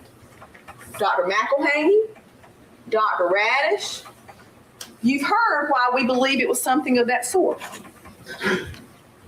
But now, the defense contends they didn't know anything about a blowpoke until, let's say, May. Well, that just means Ruth Brown's a liar. Because she told you that back in October of last year, she's the lady that works in the property room, the blowpoke was sitting right there. But Dr. Lee, with his magnifying glass, I guess, and all the rest of those people they brought over there from out of state, they were there at the police department. The items were there. Ruth brought out what they asked for. But they talk about us doing something last minute when they dared to pull that piece of evidence out in front of you 2 days before they arrested. Does that make common sense to you? What else did the defendant contend? You remember Mr. Rudolph had those 10 things yesterday? Number 3 or number 4, I guess, was about Mr. Peterson's grief. Is he really a grieving spouse? Why didn't he? If she really died and found her like that, or if he really found her prior to her death, which is what he said on the 911 call, why didn't he try to give her CPR? You ever ask yourselves that? There's been no information about that. If he is really a grieving spouse, why did Officer McCallum see him checking his emails on his computer while he was in that study? Would you really be checking your emails Would you really be checking your emails if your spouse was lying out in the hallway with blood everywhere? Why did he make Candace do arrange all the funeral arrangements? He distanced himself for that. Why should her sister have to do this? Why couldn't he do them himself? She wasn't even from Durham, and she was having to do everything. Why, while the rest of them are grieving the loss of their sister and their loved one, why is he calling photographers over there to take a picture of the stairwell and boarding it up? You don't find it strange that he has had his deceased wife's blood in his stairwell right there near that, y'all saw it, for 18 months now? You don't find that strange?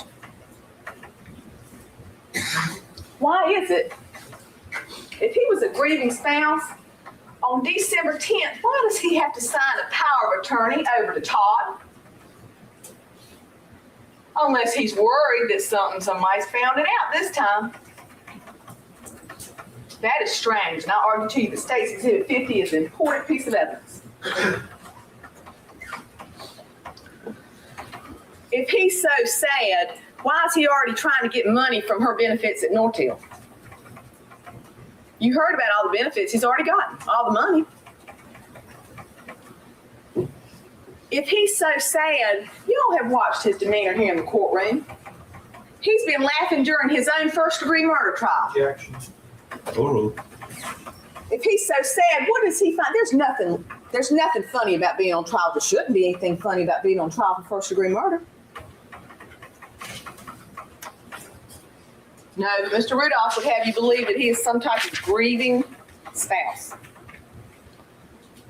Mr. Rudolph also used the terms battle of the experts. Let's look at a few of the experts that he presented to you. He claims that they are so impeccable and so important. And obviously he claims that their testimony is the only testimony you should believe. Dr. Lee. Well, you know, he made fun of Deborah Radish because she didn't do all of the homework that he thought she should have done. Dr. Lee's so busy, he couldn't even write a final report in this case. He's too busy flying to different countries and different states and giving lectures. He's retired 3 times, of course. He was laughing from this witness stand. Once again, I remind you, there's nothing funny about a first-degree murder trial, not from a standpoint of an expert witness. I mean, there surely are things that we have to find humor in to break the stress of this whole ordeal. But he laughed, he cut jokes, he wanted to give away free books. And Mr. Rudolph said that the state had experts that engaged in junk science. What do you call spitting ketchup across the courtroom? Throwing red ink. What do you call that? Did that seem scientific to you? I call that junk science. Spitting ketchup over there toward the state's table. Dr. Lee,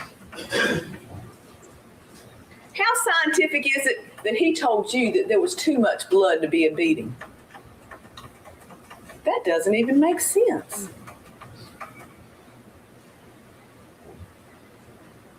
Dr. Leetzma, well now, he was an expert in everything. By the time he got off the witness stand, he was an expert in every organ in the body, not just the brain, but he'd flown in here now from out of state, so he was an expert in everything. I argue to you, do you really believe that he knows more about this case than John Butts, who we ought to be proud to have as our chief medical examiner in this state, and Deborah Radish? They couldn't shake her on cross-examination. Why? Because she knows what she's doing. She has experience. She was the one to actually feel the bodies, feel the organs, to actually have the hands-on experience, not Dr. Leetzma. He looked at a couple slides and flew in here and gave you some kind of information that he thought you would take and just refute people that were actually there.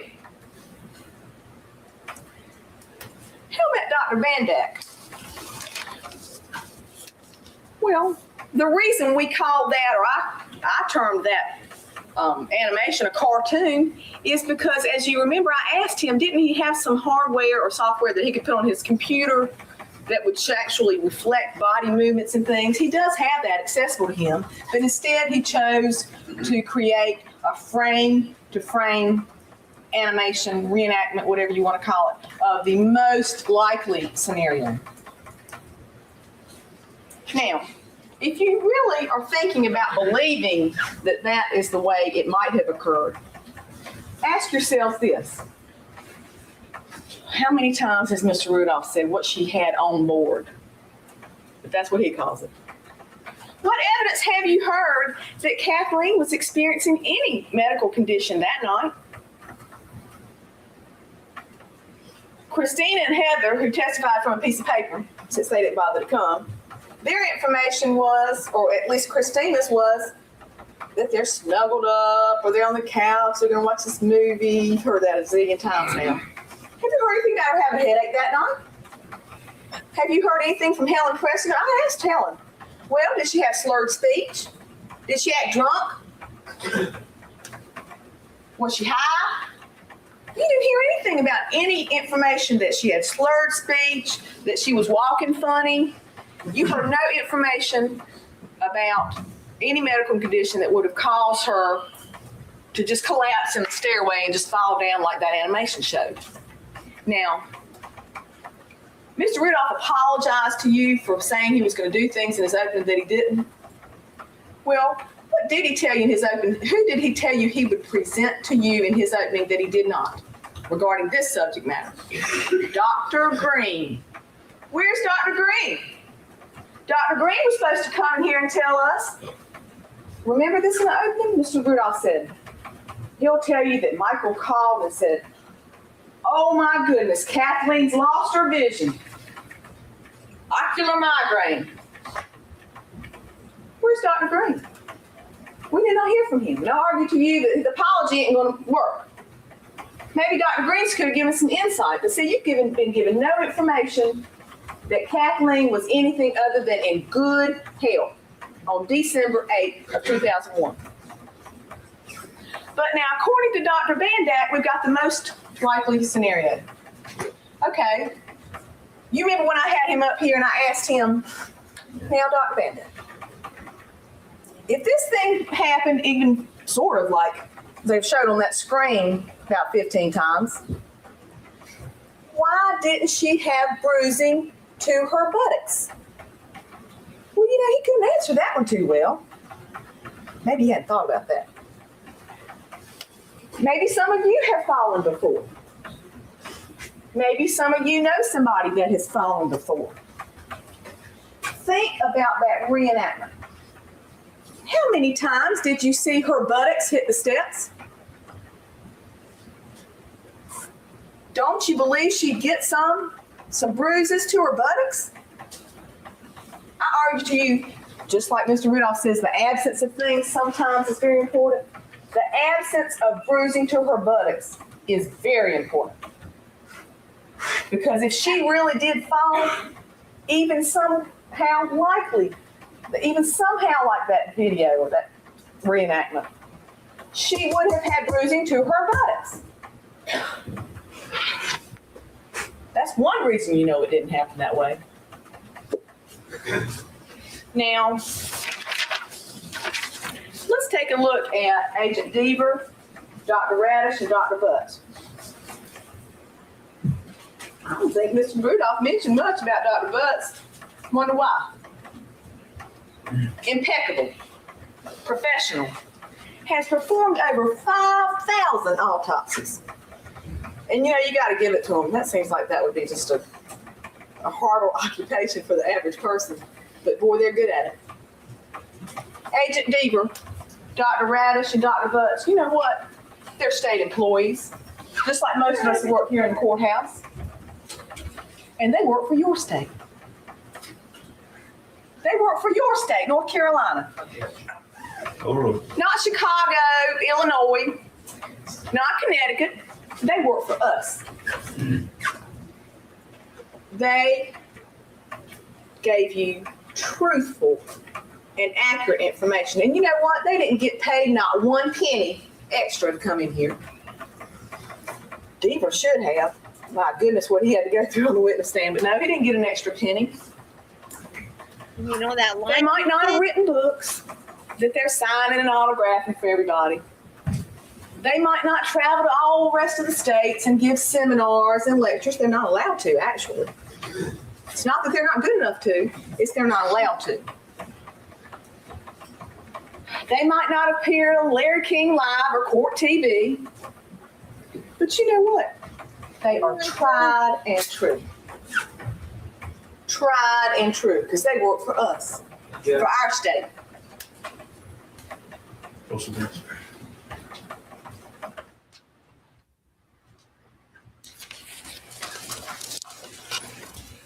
All right, objections overruled. Now, what further distinctions can be drawn about the experts?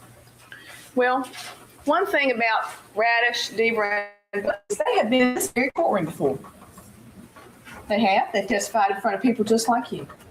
Durham County juries. Lee, Leaksma, Van Dyke, Palmback. They've never been to Durham, as far as I know, in this courthouse before to testify, and they'll probably never come back here again. But after the tents and the vans are removed from the outside of the courthouse, after all the reporters and the cameras are gone, after all these cords and tape and everything are taken up from the floor, after we get the box down, yeah, let's praise the liar. The microphones are all removed. Court TV goes to cover another case. After we get our courthouse back to normal, Deaver, Radish, and Butts will be back in this courtroom again. They will. There'll be other cases, other murder cases. They'll be in that very witness stand again. Because that's what they do for a living. That's their livelihood. That's how they pay their bills. Objection. Doing the jobs that they do. And because they have to go face Durham County juries again, they only face juries from Murphy to Manteo. Why in the world would they stake their reputation, their integrity? Why would they stick their necks out to ruin their reliability when they know they've got to face people like you again? The answer to that question is they wouldn't. They wouldn't. They wouldn't come in here and give you inaccurate information. They're not going to do that. Objection.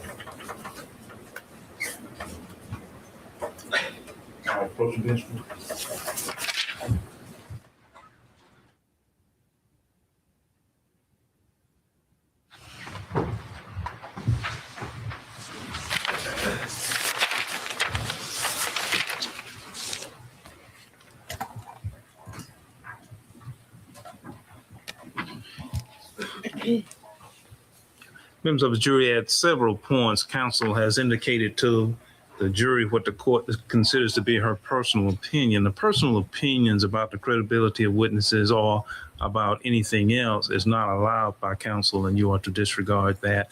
The credibility of the witnesses will be for the jury. Counsel can make arguments as to why she believes you should accept her position, but her personal opinion, such as I believe, is not allowed by counsel. All right, continue argument. Thank you, Your Honor. Now, who was another one of the state's experts that I argued to you gave you very accurate, very reliable information? Dr. McElhaney. And yesterday, Mr. Rudolph really seemed to agree that Dr. McElhaney knows what he's talking about. His credentials, I argued to you, were impeccable. What did he say in his report about this case? First of all, he said that there were 6 considerations that were needed that he looked at to establish the cause of the scalp wounds. First, their location. 2 of the lacerations started about 1.5 inches from the top of the head. Falling backwards, it was his opinion that it would be very difficult to achieve direct contact with that part of the head. Secondly, the length of the lacerations. He testified to you that several lacerations extended over the occipital curve or bulge, and that a straight stiff edge alone would not cause a pressure ridge long enough to cause such a long laceration. Rather, he said, the head would have to roll down the impacting surface. And he said that this could happen with a blunt object like a blowpoke or something similar to that, impacting the head and causing the head to flex forward. Thirdly, the severity of the lacerations. The severe lacerations were caused when the scalp was rapidly compressed against a skull, such that the underlying tissue doesn't have time to move laterally out of the way. Fourth, the number of the lacerations. In his opinion, there were at least 5 separate lacerations, and each would require a separate impact. The head could not bounce on the steps sufficiently to reach the critical velocity required to lacerate. He testified that for this bounce to cause the severe lacerations that occurred on the head, it would have to bounce at least 3 feet high. One reason that couldn't happen is because the head is attached to the body. Also, there was not going to be enough energy exchange for that to happen. Fifth, the direction of the lacerations. He told you that 3 of the major lacerations were vertical or up and down, and that direction was not consistent with contact with the rounded edge of a stair step or a flat surface. And lastly, energy. He talked a lot about energy. He said that it would take certain critical velocity to cause the scalp to split. And the absence of a skull fracture or brain injury is more likely to occur from contact with a lightweight object than with the relatively heavy head striking the step or wall at a velocity sufficient to split the scalp. Now, with those 6 things in mind, I argue to you that he was a very important witness to refute the defendant's contention that Kathleen died as a result of the fall. Dr. McElhaney told you it's just simply, under his field of expertise, could not have happened that way. Now, who else did the defense bring to you? Major Combat. Well, according to Major Combat, we need to brace ourselves in Durham because we've got problems. We need to call a special session of the city council. Call Mayor Bell, get the city manager involved. Well, we need to fire all the police officers in Durham. We're just going to have to get rid of all of them. Pascal, Bullock, all them, just going to have to find another job. Or they're all fired. We're going to have to hire some new ones from Connecticut, I guess, according to him, because the people we've got are just incompetent. They don't know what in the world they're doing. They've not been trained properly. And maybe if we can't get all our officers from Connecticut, we'll bring Combat and Dr. Lee down here to train our people.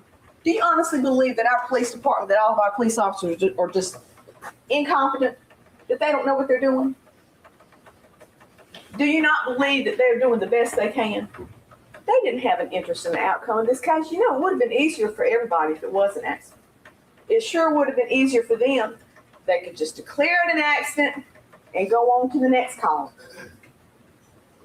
Go on to the next call, break in, burglary, robbery, rape, whatever else was going to happen on the streets of Durham that night, and move on with business. They didn't have to get it. Look what all they had to endure on this witness stand. Look how they had to suffer during cross-examination. But I argue to you that our police department here in Durham is competent. They do know what they're doing. And they did the best they could. They did the best they could to try to figure this thing out and do their job as effectively as possible. Now, I'm sure there are nagging questions in your mind about certain things in this case. One of those most likely is motive. And I argue to you, Mr. Hardin mentioned this to you in opening, that there were certain things that the state contends converged that particular night or that particular weekend. And no matter how Mr. Rudolph wants to paint it, that they had all this money and all this net worth, there were some problems financially. You know that now. And although you heard the financial information a long time ago, there were problems. $143,000 in credit card debt, do you think that's normal? Does that seem normal to you? Cash flow, it was crunched. You heard from Candace that there were certain things that they just simply couldn't afford anymore. They couldn't keep up their luxurious lifestyle, the lifestyle they've been used to. The Nortel stock, you heard a lot about it. Of course, it had plummeted. There'd been no dispute about that. And although they might have had assets that were worth something, they couldn't keep up what they were doing. That was a strain. And can you imagine that it might have been a strain that Kathleen's the breadwinner? Mr. Peterson says he's working on a book. You saw those IRS forms or the income tax forms. He wasn't making any money. And there she is, the breadwinner, going off to work every day. So why kill the the cash environment cow? she was in. Doesn't make sense. Of course she was stressed out. She was having to fire her own friends. She was having to fire her own friends. That's not a good motive. And then worry about her own job. Of course there was a financial strain there. And can you imagine how she felt when she's the breadwinner and she might lose her job? And then there's Brad. People like Brad. Now, do you really believe that Kathleen knew that Mr. Peterson was bisexual? Does that make common sense to you? That it was okay with her to go to work while he stayed at home and communicated by email and telephone with people he was planning on having sex with? Does that make sense? Going off to work, honey, I'm going to be talking on the computer with some of my boyfriends. Does that make sense to you? With his soulmate going to work? Does it make sense to you? And you know, these emails are so nasty, they can't even be read out loud. The language in them is so filthy. Did you notice that one of them was sent at about 3:36 in the morning? Oh, so to hear Mr. Rudolph tell it yesterday, it was okay for Kathleen to be sleeping in their marital bed while Michael Peterson is at the computer emailing Brad. Does that make common sense to you? Never marry somebody that cheated with you because they will cheat on you. It was okay for her to be getting her sleep so she could go to work the next day, for him to carry on like that. And this isn't just a computer relationship. I know you don't need to see these naked pictures again, but you know, don't forget Brad. It's not just a computer relationship like a chat room. He's got his picture. He's downloaded his picture. Front side up and back side up, naked. And he's so interested in Brad. Naked. That not naked. He had Brad naked. Now, the only picture of Brad you can look at. I like that too, though. Because at least he's got his clothes on. Yep. Brad's emailing his picture, Absolutely. his uniform, getting all kept up before they're going to meet on September 5th. And you remember what was said about that? I asked Brad what they were going to do. He told you. And I don't mean to offend anybody, but he did say they were going to have anal sex. You really believe that was okay with Kathleen? And one of these emails, you can tell that this is something on the slide. He said something in the documentary about she was his soulmate and he loved her deeply. They had a great marriage, but that he was bi, and there was just that one thing that she couldn't satisfy him about. But if someone's your soulmate, that means they satisfy you in every way.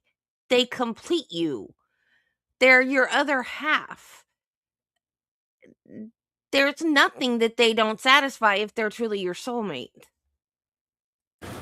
Because he mentions about how they've got to communicate in some way that I argue to you would surely make you believe that Kathleen didn't know. If you are confused at all about Brad, as painful as it is, you need to request these emails go back there in that jury room and refresh your memory on the content of them.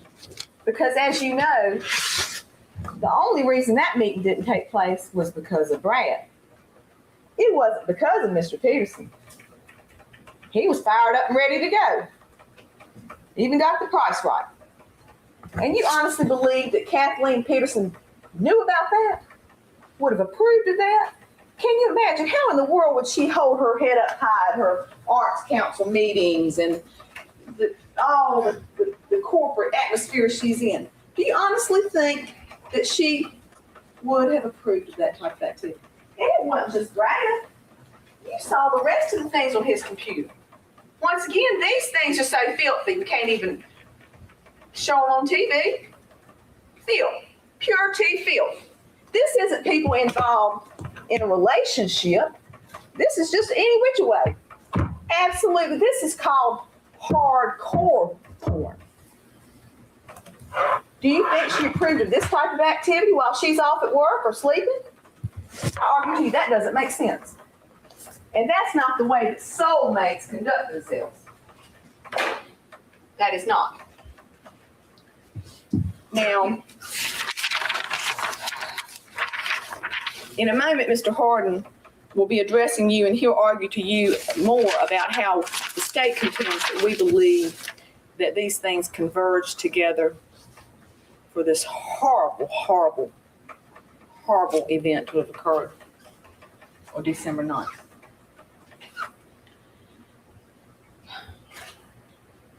Beginning my argument, I told you that, or I agreed with you that we all are tired. Now I'm getting ready to sit down and let Mr. Harden take over. We do, thank you. All of our lives have been disrupted. But it's worth it. You picked this to find the truth. Profession. And to seek justice. Really. Not just for Michael Peterson, to seek justice for Kathleen. She's the one that died a horrible, brutal death. Nobody deserves that. Not even a dog deserves to die like the way she had to die. Can you imagine the pain and suffering she endured? You can just look at the picture in the back of her head and just try to fathom that thought. But you know, we will be finished with this case one day. Believe it or not.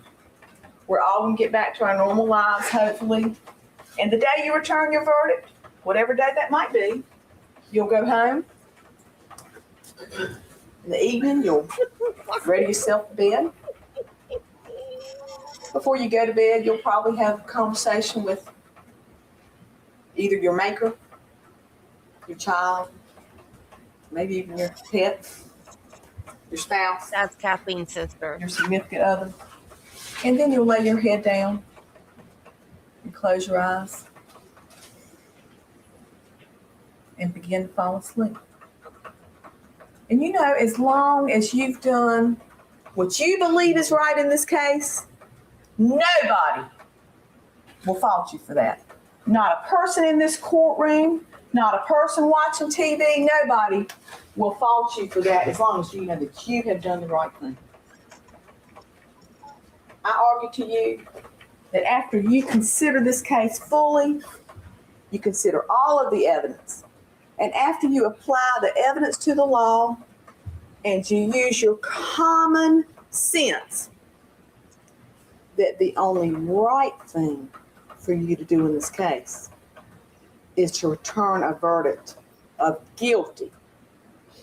Michael Peterson is guilty of first-degree murder. Thank you so very much for your attention. Thank you, Your Honor. All right, Mr. Harden, you've asked for some time to adjust some exhibits or to prepare. All right, you need 10 minutes? All right, 10-minute break. Ladies and gentlemen, we're going to take a 10-minute break. Please allow the jurors to exit courtroom first.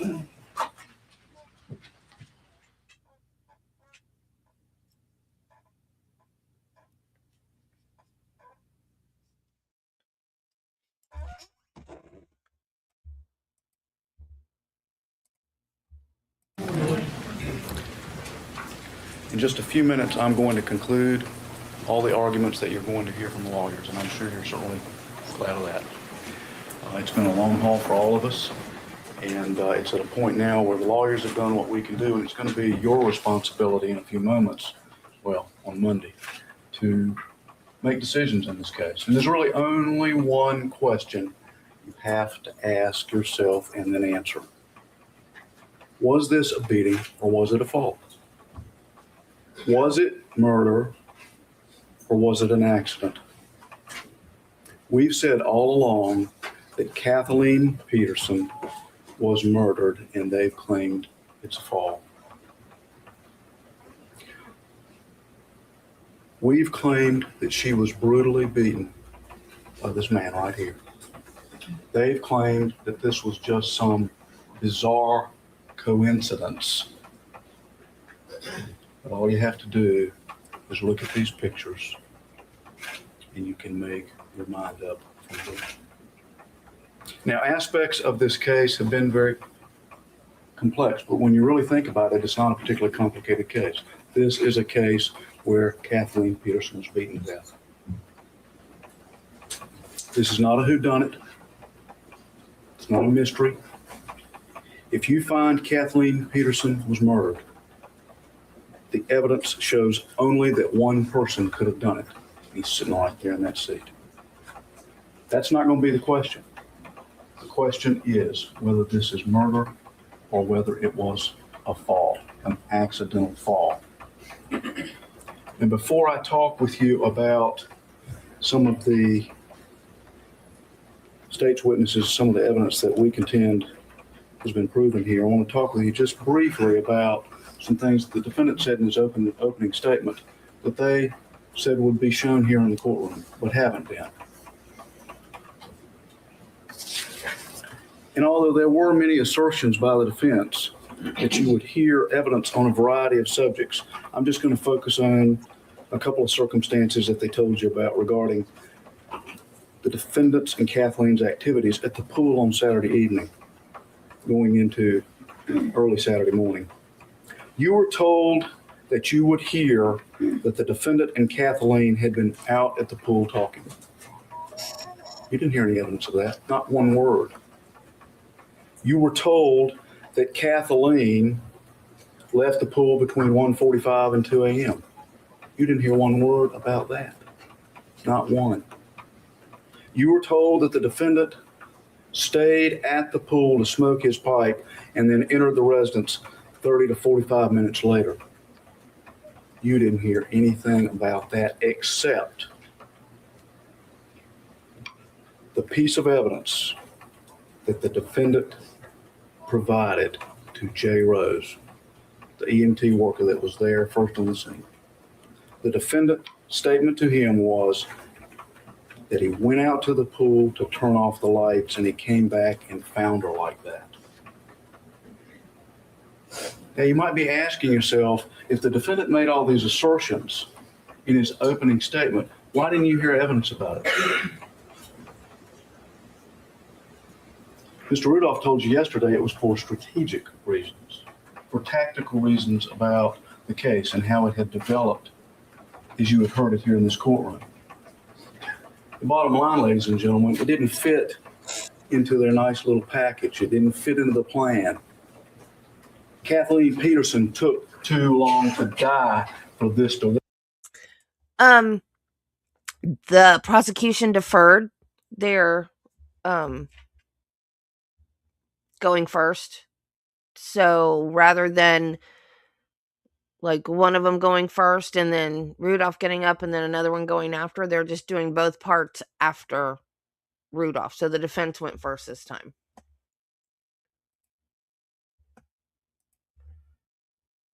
Now, why do we know that? Dr. Bolden is a good example. He provides the best evidence. He says that the red neurons in Kathleen's brain couldn't develop unless you were unconscious. There's a significant deprivation of blood to the brain, and it had to take at least 2 hours. So, ladies and gentlemen, she had to lay unconscious for 2 hours. What was the defendant doing? Theoretically, he was at the pool, but he didn't come in here with any evidence to show you that or to tell you that. It's because it doesn't fit nicely and neatly into his package, into the time framework. Do you think the defendant really was out at the pool? And he's got a pair of shorts on and a t-shirt.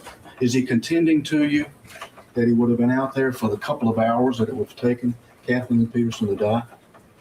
It was 51 degrees. It was damp. Who in the world is going to stay outside at a pool smoking a pipe for a couple of hours in the middle of the morning in December and it's 51 degrees and cold and wet? I submit to you, not a single person, not a reasonable person anyway, would do that. That's why it didn't happen. That's why he was in that house committing this act. He wasn't at the pool. It doesn't fit nicely into his time frame. Now I want you to think for a couple of minutes about some of the witnesses that the state called. And I'm not going to talk about every one of them, but I want you to think about the fact that every single witness that we called presents a small piece of the puzzle. Now, I'm going to talk with you about reasonable doubt in a few minutes, but I want to let you understand that we're not required to give you every piece of the puzzle.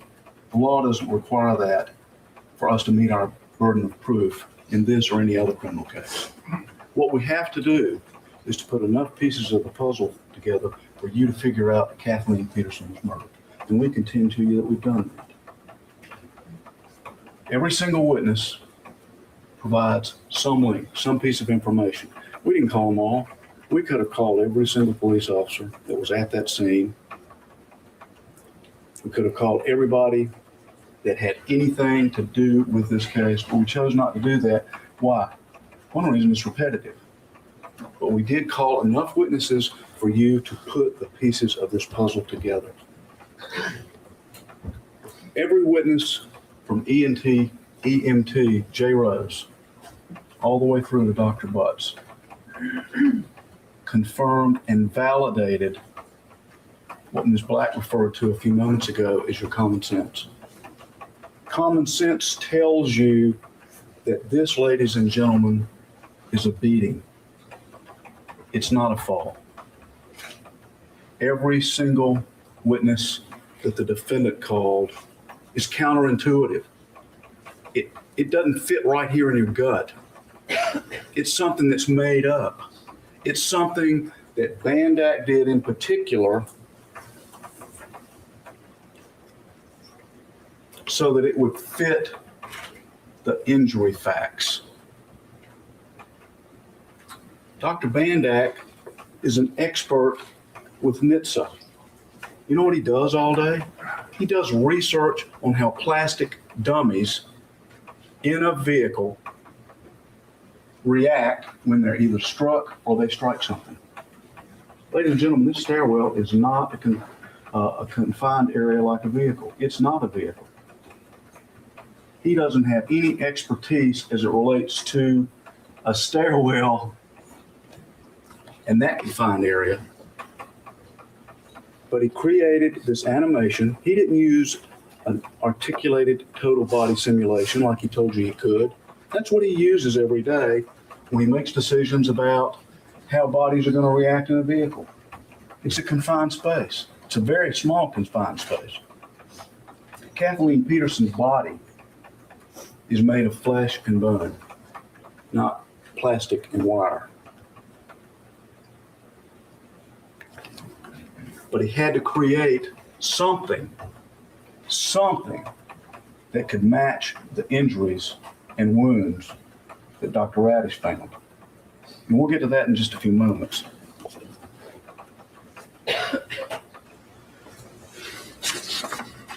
Now, with respect to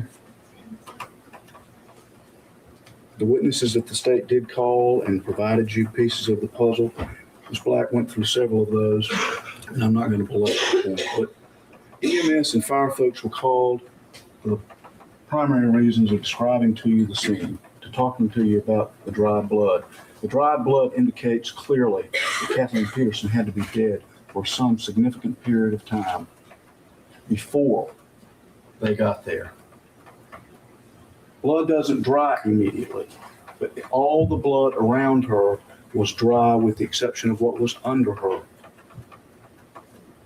That means, and it would be consistent with what Dr. Bolden tells you about the 2-hour time frame where it took her to die and then bleed.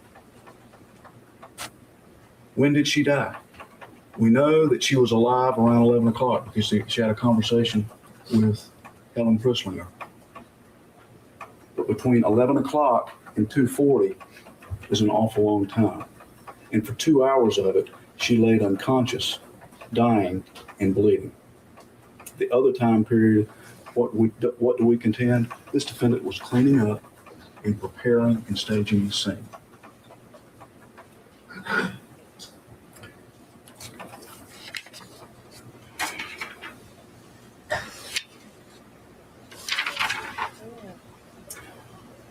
Now, two of the witnesses that are obviously central to this case are Dr. Radish and Dwayne Deaver. And we've heard a whole lot about their qualifications and what they did or what the defendant contends they didn't do.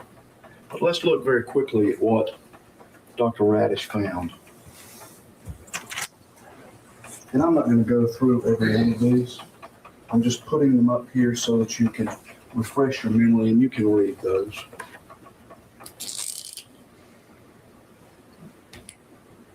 But what she found was 7 lacerations ranging from 1 inch in length to 5 inches in length. 7. You've got 1 injury as it relates to the subarachnoid hemorrhage over the area of the brain. That's some brain injury. We have 14 injuries to the face, bruises, contusions, abrasions. We have 1 to the thyroid cartilage that was damaged. Now, they contend to you, according to Dr. Bandak, that could have been done by somebody trying to provide some aid in CPR or check the pulse. But, ladies and gentlemen, he also indicated that it would take at least 30 pounds of pressure to do that. That's a lot of pressure on the neck to cause this amount of damage. What we contend and what Dr. Radish said was that in her view, it was consistent with attempted strangulation. And what about the injuries to the hands, wrists, and arms? There are 15 there. I'm not going to count the contusion over the back because Dr. Radish contended that was probably a pressure mark, and she didn't count that as an injury. But what does this all add up to?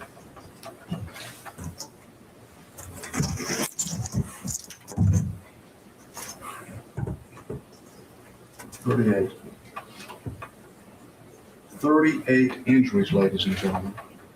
How in the world can someone get 38 injuries over their face, back, head, hands, arms, and wrist by falling down some steps? Even if they're 2 falls, there's absolutely no way that makes common sense. Now, you heard Dr. McElhaney say he found 33.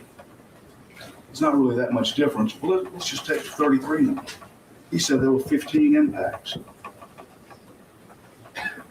15 impacts. How in the world can a fall account for 15 impacts, even if it's more than one?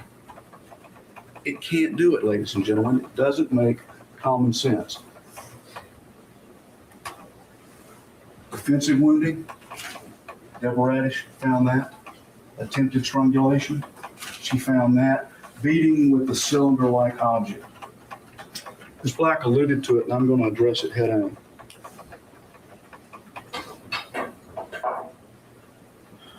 And Mr. Rudolph played a tape of part of my opening statement back in July, where we contended to you that at least something like this caused Kathleen's injuries. Why would we contend that? We know that this was in or something like this. We don't know whether it's this one or not. We have no idea. We have no idea where this came from. But is it a good candidate? Is something like this a good candidate as a weapon to kill Kathleen Peterson? I contend to you that's a very good candidate. It's a very good possibility. And why did we draw that conclusion? Been in the house for more than 15 years. Candace had seen it in November of 1999. Lori had seen it in July of 2001 because she had to take it from her son. It's light, it's flexible, according to Dr. McElhaney. Dr. Radish, it's the kind of thing that could wrap around the scalp to cause those severe lineal lacerations. It's a very good candidate. And in a few moments, I'll talk with you about the fact that we don't have to prove that it's the blowpoke. We don't have to prove that the weapon is a blowpoke. Mr. Rudolph told you yesterday that we did, but that's simply not what the law requires. I'll get to it in a moment, but all we have to do is prove that a deadly weapon was used. And quite frankly, just about everything you can think of can be a deadly weapon. I don't care whether it's an ink pen or a safety pin. Everything can potentially be a deadly weapon depending upon how it's used. Could this have been used to do it? Certainly. Do we know where this came from? Absolutely no clue. Could it have been found? Anybody ever heard of eBay? Think it could have been found? Brought into the courtroom just to throw you off track? Mr. Rudolph made a great big deal about why we didn't have it tested. Do you think you'd honestly bring it in here if this were the murder weapon? No. The murder weapon, if it were like a blowpoke, is probably made. He would have had it though. He could match it. He could go find one. It's very easy to do. Do you think he would bring it in here so we could run the risk that we might test it? Absolutely not. So we know this isn't in it. There's no way.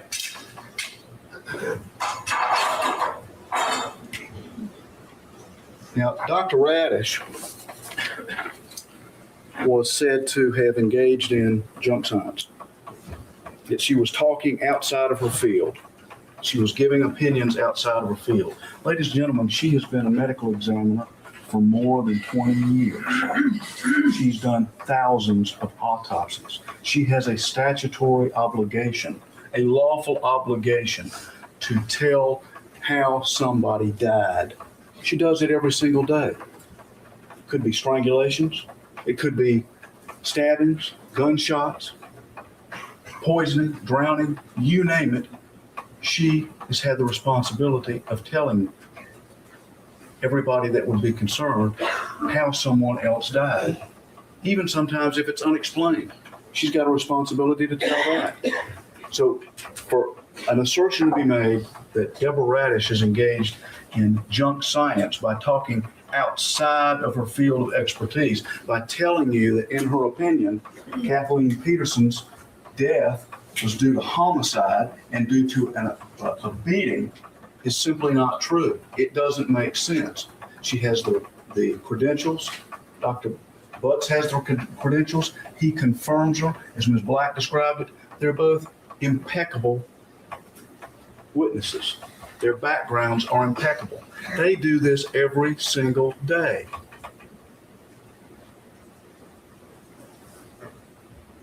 That Radish said that there was severe concussive injury to the brain. Yet there were no brain contusions. There wasn't an epidural hemorrhage. There wasn't a subdural hemorrhage.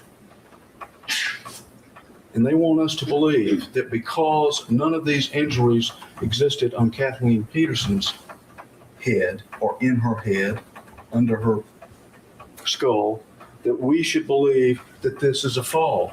Yet they want to tell you that Elizabeth Ratliff died of a fall, and she has all those things. It doesn't make sense. You either have them or you don't. But Dr. Butts put it in a great perspective. You may recall what he said. He said, you don't look at the individual injuries. You look at the totality of the injuries. You don't just single out one. It's as likely that someone would have a subdural hemorrhage, an epidural hemorrhage, a subarachnoid hemorrhage, brain contusions, or skull fracture with a fall as it would be with a beating. You don't look at that individually. You look at everything as a totality. And in this case, what's one of the most important things they saw? The 7 lacerations on the back of the head. And think about it, ladies and gentlemen. That is very localized. What is it, about a 5-inch circle where all of these lacerations are? A 5-inch circle, localized to the point that I don't care if she wore a pogo stick bouncing down those steps. There'd be no way to get injuries like that in that locale by falling down steps. It has to be a beating. And if you look at the injuries in totality, that's what it all tells us very, very clearly.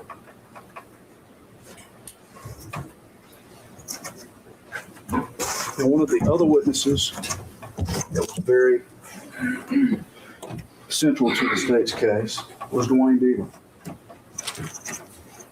And Ms. Black is right. Dwayne Deaver took quite a lot of abuse to come up here and talk to you about what he had seen and what he had determined based upon all of his analysis. But before I go there, I did forget one thing. There was a great deal of talk, and we're going to talk about Dr. Lee in just a second. Dr. Lee, in essence, concluded that all of the blood in the stairwell was due to coughing, hair cast off, hands, and stomping. Why is that not possible? With respect to the coughing, it's very important. Kathleen Peterson didn't have any blood in her airway, none. You heard Dr. Butts come and tell you that what little bit was there was microscopic. You saw the slide. You can't see it. It's a pinhead.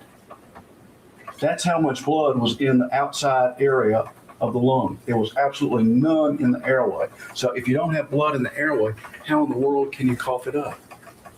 You can't. If you don't have blood in this system, it can't come out.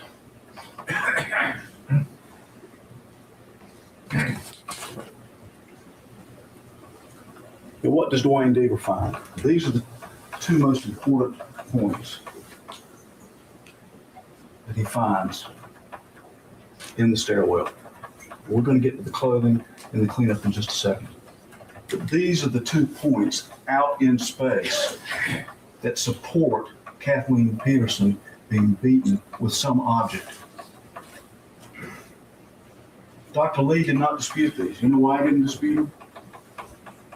Because Dwayne Deaver's correct. Now, what did Dr. Lee actually do? They looked at 10,000 blood spots. 10,000 blood spots, and they didn't pull one string, and they didn't run one computer analysis of the patterns. Not one. They both said that they looked at them. They looked, Tim Palmback and Dr. Lee said they looked at the patterns to determine what they were. They didn't conduct one experiment. They didn't conduct one test. But they looked at the patterns. Dwayne Deaver did his testing. He did his experiments. He'd already formalized some initial conclusions about this origin out in space. And just so we're clear on what we're talking about, this is the first area that he contends is the first point of impact. This is above the 15th step. It's off the wall, it's off the riser, and it's out in space. Now, why did he say that? It's got some cast off there, and it's got a small pattern. From Dwayne Deaver's perspective, that's the initiation of the assault. It causes the source of blood, which is the back of Kathleen Peterson's head. Now, he told you he couldn't give you every sequence. He can't tell you every single action that occurred in that stairway. But from his experience, this was the first area of initial impact. What happens? She's struck, she goes down, she's struck at least 2 more times over in this area right here. Again, you've got the 2 points of origin, which are 19 inches high and 11 inches high and both 8 inches off the wall. They can't get around that, ladies and gentlemen. You can't explain that by calling it cough blood, blood from stomping, or blood from a hand movement, or blood from hair. Dr. Lee says this is too much blood to be a beating. Do you really believe that? Is this blood that would show you that it's a fall? He talks about the fact that the scene is very dynamic. There's a lot of motion, a lot of action in there. You better believe there's a lot of motion and a lot of action in there. She's fighting for her life. Why do I say that? You've got blood on the north molding. This is hair and hand. You've got blood on the south molding. Head, hair, and hand. This is the step 16, right over there near where the chair lift is. Dwayne Deaver says that's an impact pattern. He said that there would be impact pattern here on 17 if it hadn't been cleaned up. Ladies and gentlemen, she's fighting for her life. That's why there's so much blood. But for Dr. Lee to come in here and say there's too much blood, so it can't be a beating, it must be a fall, is ridiculous.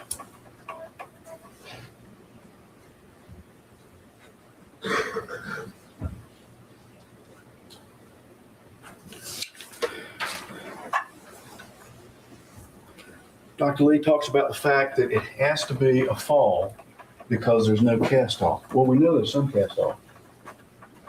Cast off right there on above the 15th step. Now think about whether there would be cast off in the stairwell if someone were to use something like this and choke up on it and use very controlled swings. It wouldn't necessarily be cast off, but if there were, and it were localized to this, wouldn't it be on that step? Well, that step's been cleaned. It's gone. And you were in that stairwell. That stairwell is, 30 feet high? The ceiling is 30 feet high. Dr. Lee says it has to be a fall. It can't be a beating because there's no cast off on the ceiling. How in the world is it going to go 30 feet high? It can't do it, especially if someone is using short, controlled swings, because it is a confined space. Well, I'm going to object to 30 feet high in the stairway. There's zero evidence of that. Members of the jury, once again, this is a contention by the state. They can argue every reasonable inference. It's up to you to recall the evidence presented in this case. Overruled. Now, ladies and gentlemen, Dwayne Deaver also analyzed the clothing. And in particular, I want to focus on tennis shoes and shorts. You see here where one of those conclusions is that the defendant was in close proximity to Kathleen when at least one impact occurred. How do we know that? Right here. Right here on the inside of the right leg. I brought some pictures in here to show you how Mr. Peterson could have been in relation to Kathleen. We didn't hear any evidence about that, ladies and gentlemen. None whatsoever. But these drops of blood, which are impact spatter inside these pants, are critical. He can't run and hide from it. The drops of blood right here on the back side, impact spatter. He can't run and hide from it. How in the world would that get there unless he were standing over her, striking her, causing the blood spatter into these areas? Sitting above her on the steps, which you saw in those photographs, would mean that she had to cough blood. She didn't have any blood in her airway, so she couldn't cough it. The only other explanation is what Dwayne Deaver said when he talks about impact spatter in the crotch area of these pants and in these in the backside of this right leg. The only way that can happen is if he's standing over her with his leg above her, striking her. And he says that also the defendant's shoes or Kathleen were in motion when bloodshed occurred. You saw the directionality of the blood on these shoes. You've got drops directly on the top, drops from each side. What does that mean? That means that when he had these things on, he had to be striking her. Why did he take them off? Well, I contend to you, ladies and gentlemen, he took them off because of this right here. See that blood on the bottom of the foot? He realized that he was going to start tracking blood all over the place, and he took them off. He realized that when he saw blood on the back of the right leg. And Mr. Rudolph says that the way this pattern is, that you can't conclude that he was striking her, that the foot would be in the wrong position. But if you think about it, ladies and gentlemen, this is the left heel area. All it takes is one slight motion. There's no question that she's down and not moving when this happens. You think he's pushed her down? You think she's already unconscious? There's no question that he steps on her when he causes this, so he has to be in close proximity when some of the actions occur.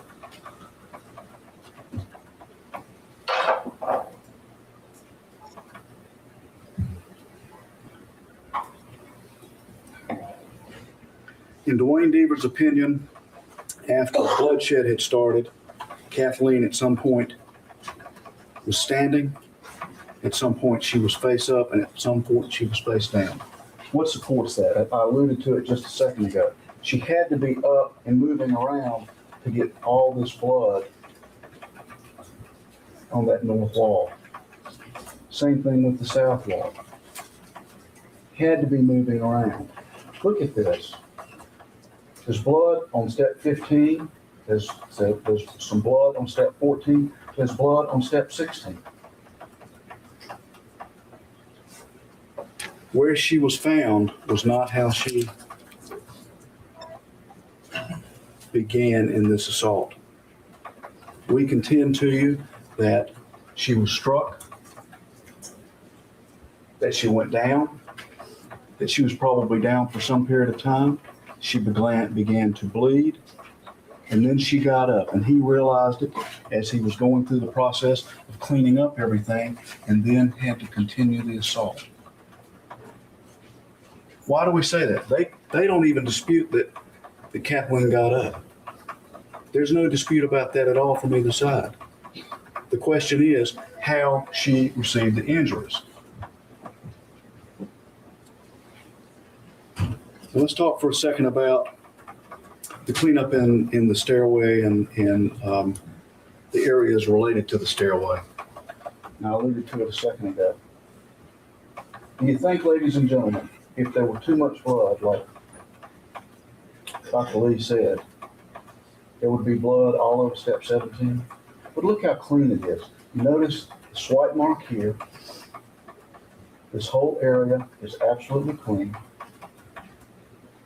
And then the riser, which is right here between 16 and 17, is actually clean. Look at the corner there. This has been cleaned all the way into the corner. That's why that swipe mark is there. Why in the world would a grieving spouse want to clean if he's just found his wife dead at the stairs from a fall? Why in the world would you do that? You wouldn't. But if you wanted to hide something or cover it up, you would. There was a whole lot of blood here, ladies and gentlemen, and he realized there was too much blood, and he decided that he had to make it look like he had helped her by putting the towels up under her head. What is the other area of cleanup? And there are two right here. He tries to clean up with that little bitty area right there. There's some success. He tries to clean up here and realizes there's just too much blood. There's no way I'm going to be able to do that. And why do we know he cleaned up? A couple of reasons. You see the little drip marks? You've got them right here. He had taken the towels and tried to clean this, and it had some success, but the water drips down. You've got all the water marks going through there. He then tries to clean this larger area, and he's not successful. Now, why do we know there was a second assault? Because Dwayne Deaver says, and this is absolutely critical, Dwayne Deaver sees blood spatter on top of the cleanup. There's only one way that can happen, if there's a second assault. There's only one way that can happen, if there is a second assault. You think that if Kathleen had gotten up, like Dr. Bandak wants you to believe, that there'd be some handprints in here? There's not a single handprint, palm print, fingerprint, nothing on these stairs. But do you think if Kathleen had fallen, gotten up, or even if she'd been struck and gotten up, there'd be handprints here? Sure there would be. But they've been cleaned up.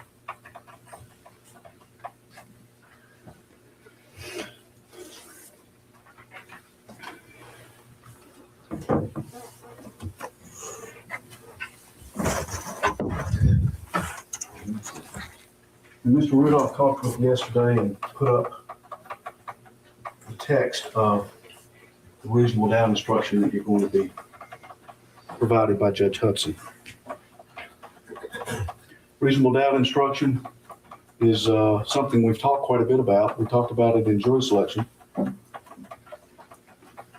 it asks you, in essence, to use your good reason, your common sense to evaluate the case, to make a decision about whether the state has proven the elements of the offenses to the standard. Now, our Supreme Court has spoken many, many times about what the reasonable doubt standard is. And I've encapsulated some of this language here, and if you'll allow me, I'm going to read to you very quickly out of the North Carolina Supreme Court case, which is called State versus Hammond. And I'm not going to read the whole text, but I'm going to pick up some language. This is a 1954 case, so it's very old. It's still good law. It says that a reasonable doubt is not a vain, imaginary, or fanciful doubt. It is not a doubt suggested by the ingenuity of counsel or by your own ingenuity, not legitimately warranted by the testimony or one born of merciful inclination or disposition to permit the defendant to escape the penalty of law, or when prompted by sympathy for him or those connected with him. The bottom line is, ladies and gentlemen, we don't have to prove anything beyond doubt. We don't have to prove anything to a 100% standard. There are no such guarantees in life, and the reasonable doubt standard doesn't require that. We just have to prove to you, based on your good reason and your common sense, if you're satisfied that we've met these elements, then this defendant is guilty of first-degree murder. Let me point out this right here. A reasonable doubt, what it is not, is a mere possible academic, theoretical, or forced doubt or speculation. What it is based on good reason and good common sense. It has to be a sane, rational, sensible doubt. Now, ladies and gentlemen, yesterday, Mr. Rudolph put his list of 10 up and said those were reasonable doubts. Well, this is not an arithmetic exercise. The reasonable doubt standard requires that you evaluate the evidence from a qualitative standpoint, not a quantitative standpoint. As I said, we can't prove everything in this case beyond all doubt. You may have some doubts about some things. But if you look at the case in its total, ask yourself whether the state has proven the case beyond a reasonable doubt based on your good reason and your common sense. And if you have, we're entitled to a conviction of the charge of first-degree murder. It's required. Mr. Rudolph also suggested to you that more evidence was required in circumstantial cases under this standard than under cases where there is direct evidence. And that's simply not true. The judge is going to instruct you on direct and circumstantial evidence, and we talked a little bit about that in jury selection. Direct evidence is evidence where you have an eyewitness that comes in and says, I saw X. Circumstantial evidence is evidence of a group of facts or chain of facts that cause you to draw an inference. The reasonable doubt standard, ladies and gentlemen, doesn't require a higher burden on us when we have circumstantial cases. This is clearly a circumstantial case, but the standard is the same. It doesn't matter whether it's a speeding ticket or first-degree murder. The standard is the same.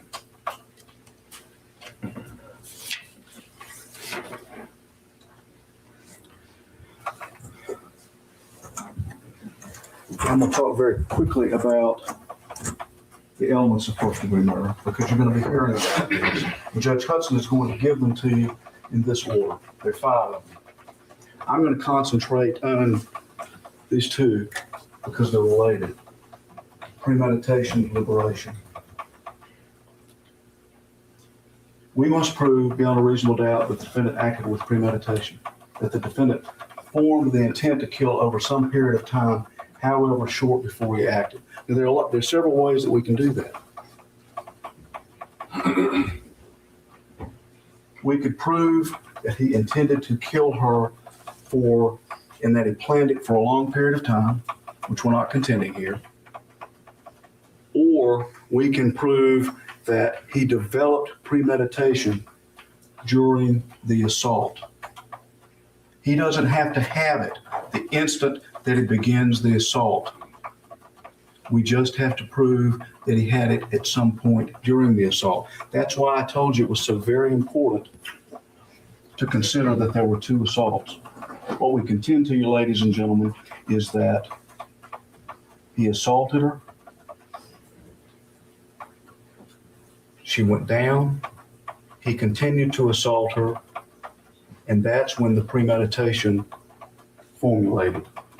Why did they get into the argument, or why did he strike her to begin with? We're never going to know. Ms. Black talked with you a little bit about motive. Certainly there were a lot of stressors in that relationship from a financial perspective, from a work perspective, and certainly with Brad in that situation. Would that have been a stressor? Could she have found out? Sure.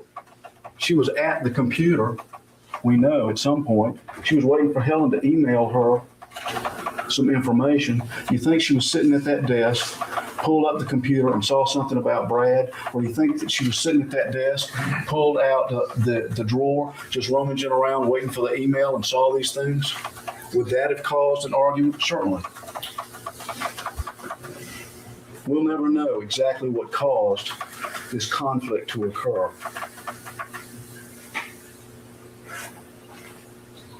But we contend that whatever it was caused that initial assault, and during the assault, he develops the intent to complete the act and to kill Kathleen Peterson. What's deliberation? You've got to act with a cool state of mind. Don't have to be totally void of absence or passion. Premeditation and deliberation are not susceptible of direct proof. Again, that's usually determined and proved by the circumstances. What are some examples of circumstances? And this is the one that I want you to focus on. Infliction of lethal wounds after the victim has failed. That's why this second assault is very important. That's why the cleanup here is very important. That's why the blood spatter, impact spatter on top of the cleanup is very important. That shows that there was a second assault. That shows that he inflicted lethal wounds after the victim was failed. We can also prove premeditation deliberation if he just lets her die. He strikes her and lets her die. That meets that element. Now think about the conduct before, during, and after. In particular, during and after. This is a brutal beating. It's a horrible way to die. Is that a circumstance that you can use to determine whether there was deliberation?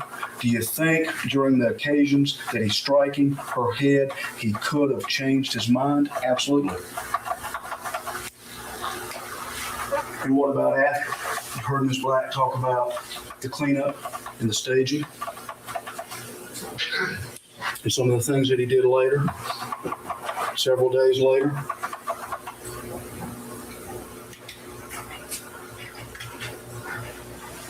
Other circumstances relate to the brutal or vicious nature of the killing. Again, this is a horrible way to die. And if you look at the photographs, which I'm not going to show right at this moment, you'll see that it's such a confined area that the striking of her head must have been painful. It must have taken her a long time to die. We know that it took at least 2 hours because of the development of the red neurons. If you find these, the rest of these become very easy. And remember, as we talked about earlier, we don't have to prove motive. Although Ms. Black described motive, she presented that to you. We're not required to do that. A lot of people confuse motive with premeditation and deliberation. They're not the same thing, and we're not required to prove motive. Motive is why. Premeditation and deliberation is how. And we're not required to prove that. So don't make us do that because it's not required by the law. Defendant intentionally and with malice killed the victim with a deadly weapon. Malice is a condition of the mind which prompts a person to take the life of another either intentionally or intentionally inflict serious bodily injury. And malice usually is defined as ill will or spite or hatred. But do you think if someone uses an implement, whatever it was, to brutally kill another in the manner that caused Kathleen Peterson's death, someone intended to kill or inflict serious bodily injury? There's no question about that. And I talked to you a few moments ago about the fact that anything can be a deadly weapon depending upon the manner in which it is used. We've got to prove that the defendant's act was approximate cause of the victim's death. Ladies and gentlemen, there's no doubt that she died of concussive injury and loss of blood. Clearly, if you decide that this defendant engaged in this assault, the proximate cause element is met, and that the defendant intended to kill the victim. Intent, as we've already heard, is seldom provable by direct evidence. It may be inferred from the nature of the assault, the manner in which it was made, the conduct of the parties, and other relevant circumstances. Ladies and gentlemen, if you find this, you clearly need an intent to kill.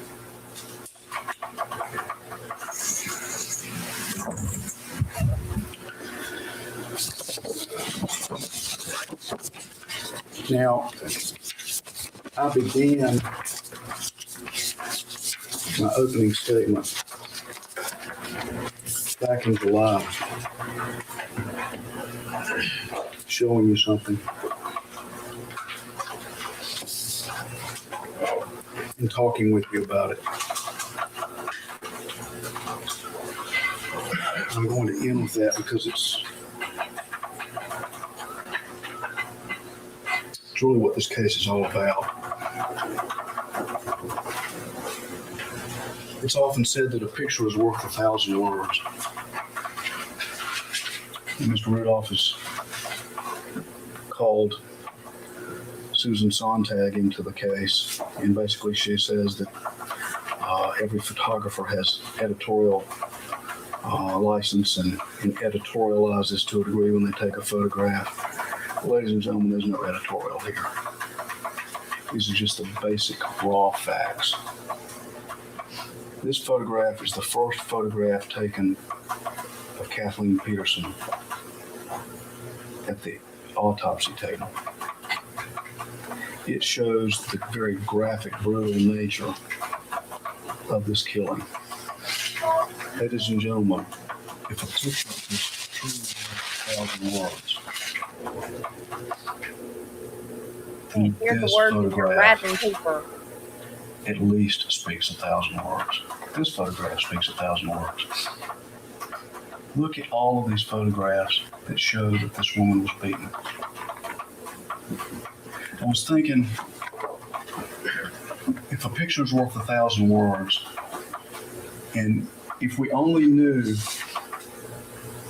what Kathleen Peterson knew at the time of her death, and I started looking around the scene and in the stairwell and thinking,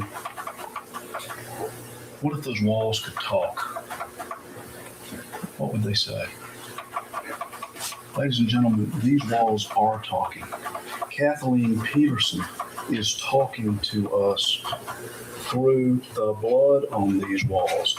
She is screaming at us for truth and for justice. It's all in these photographs. These walls are talking. She's talking to us through them, and that's the only way she can do it. Now, ladies and gentlemen, every single day in this country, men and women and children are murdered. Every single day, people just like you pick up the paper. They look on the television news and they see the tragedy and senseless nature of these killings. You, like others, might often think, somebody really ought to do something about that. They really ought to do something about all these killings. And every single week in this country, a handful of folks, just like you all, sit on juries. In essence, they represent the interest of their community to see that justice is served and that truth is found in the facts of every single case. Today and on Monday morning when you start your deliberations, you represent this community for that very purpose. You are the eyes and the ears and the conscience of this community when you go back into that deliberation room. You are the citizens that are tasked with the responsibility to do something about it and to find the truth. Ladies and gentlemen, they've said Kathleen Peterson died of an accident. We've said that she has died of murder, and we ask that you return that verdict. Thank you.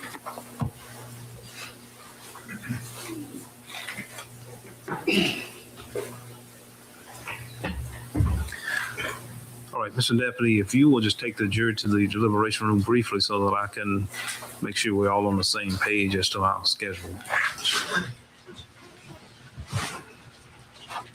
Yeah, he's only on trial for Kathleen.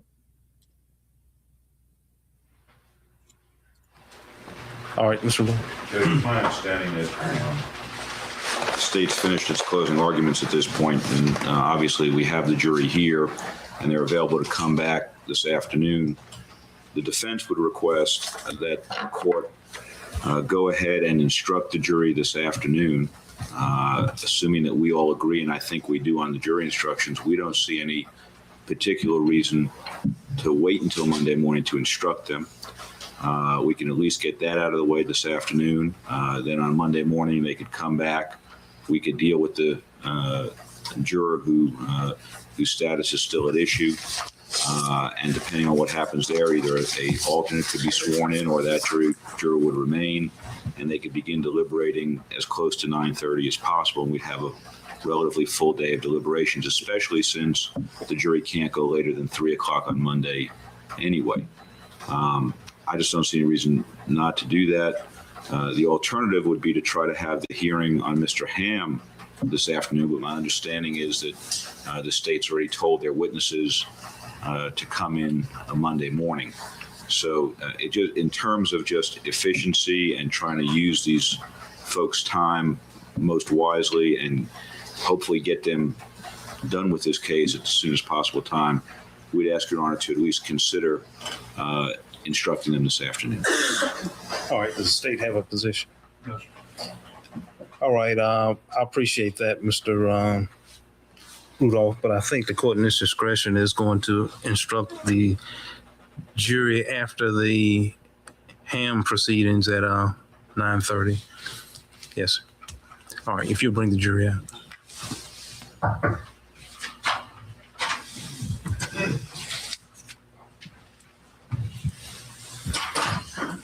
All right, members of the jury, that completes the arguments by all counsel. I'll need to have you back Monday morning at 9:30. Keep an open mind. Don't talk about the case. Even at this point, don't read about it. Don't watch television about it. Stay clear of the parties. Don't discuss it with anyone, not even among yourselves. Don't do any independent investigation. We'll need to have you back at 9:30. Now, Mr. Deputy, I do need the jury to go to the jury pool room to have some discussions with the jury pool clerk there before they are released for this week. So do you have a deputy who can get them to the jury pool room? All right, they need to go do that. And then when she finishes, then you're free to go until Monday.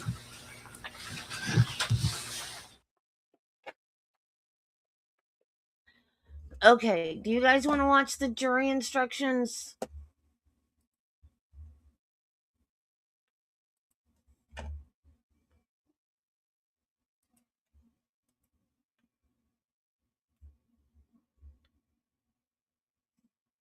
I have no idea how long they were out. Do you guys want to watch jury instructions or go right to verdict?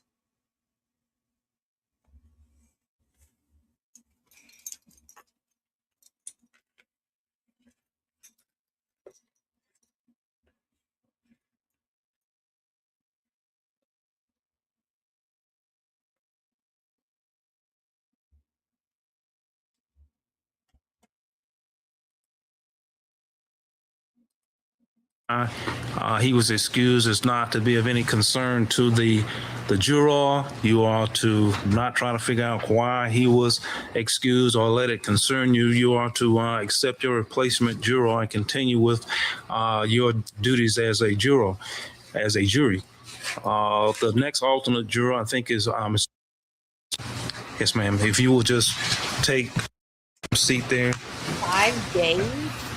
Wow.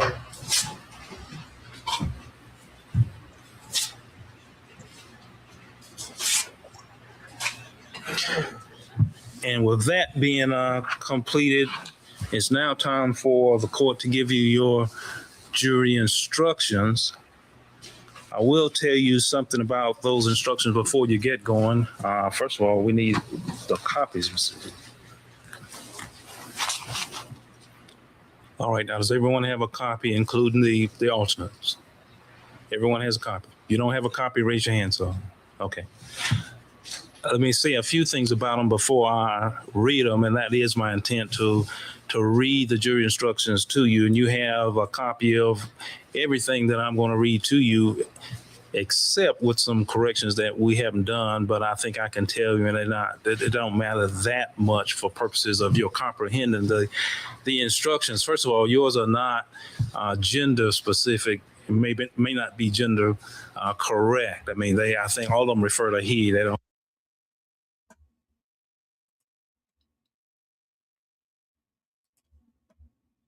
Come to order, court's back in session.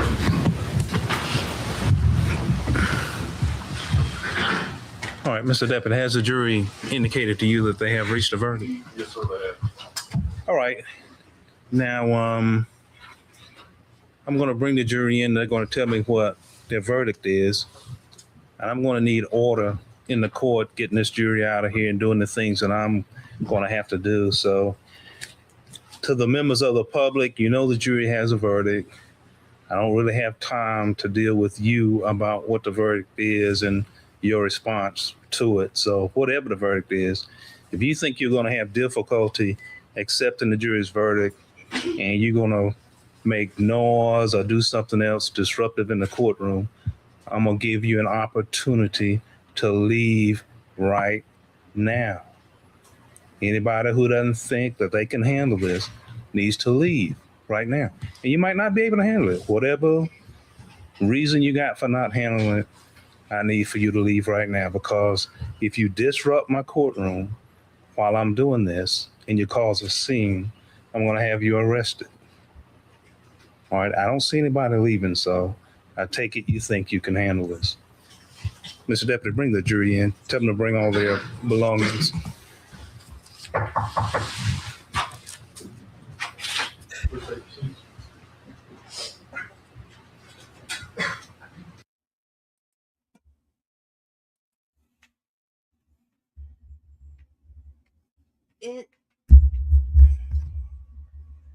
It says survivor, and the ribbon, the purple butterfly is for fibromyalgia, and the body of the butterfly is a cancer ribbon, and it's green for lymphoma. I need to get it touched up because the green is starting to fade.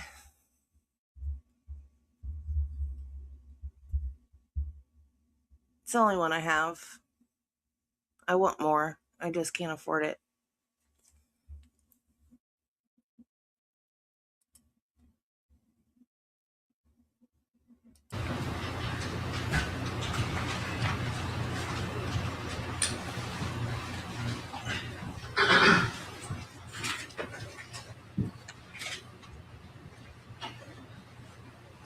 I want a phoenix.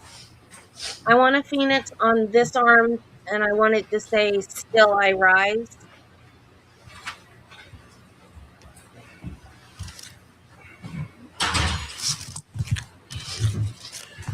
All right, Ms. Foreperson, I'm going to ask you some questions, and as best you can, I just need for you to answer yes or no. Has the jury reached a unanimous verdict on the issue that was submitted to you? Yes. Have you marked, checked whatever the appropriate space is on the verdict sheet? Yes. Have you signed your name and printed your name? Yes.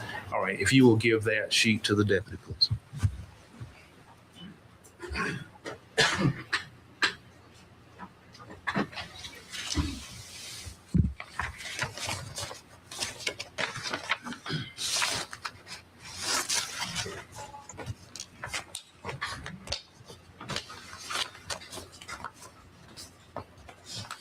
All right, Ms. Clerk, if you will take the verdict.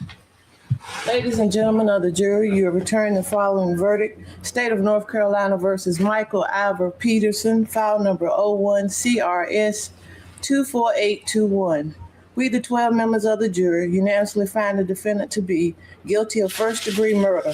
This the 10th day of October 2003, signed by foreperson. Is this your verdict, so say you all? Yes. All right, Mr. District Attorney, is there anything else from the state as to this jury? No, sir. Mr. Rudolph? We'd like the jury polled, Your Honor. All right, Ms. Clerk, if you will poll the jury. As I call your name, if you please stand. First, I call the foreperson. If you please stand. You as foreperson have returned for your verdict that the defendant is guilty of first-degree murder. Is this your verdict, and do you still assent thereto? Yes. Thank you. Juror number one. And your foreperson has returned for your verdict that the defendant is guilty of first-degree murder. Is this your verdict, and do you still assent thereto? Yes. Thank you. Juror number two. Your foreperson has returned for your verdict that the defendant is guilty of first-degree murder. Is this your verdict, and do you still assent thereto? Yes. Thank you. Juror number four. Your foreperson has returned for your verdict that the defendant is guilty of first-degree murder. Is this your verdict, and do you still assent thereto? Yes. Thank you. Juror number five.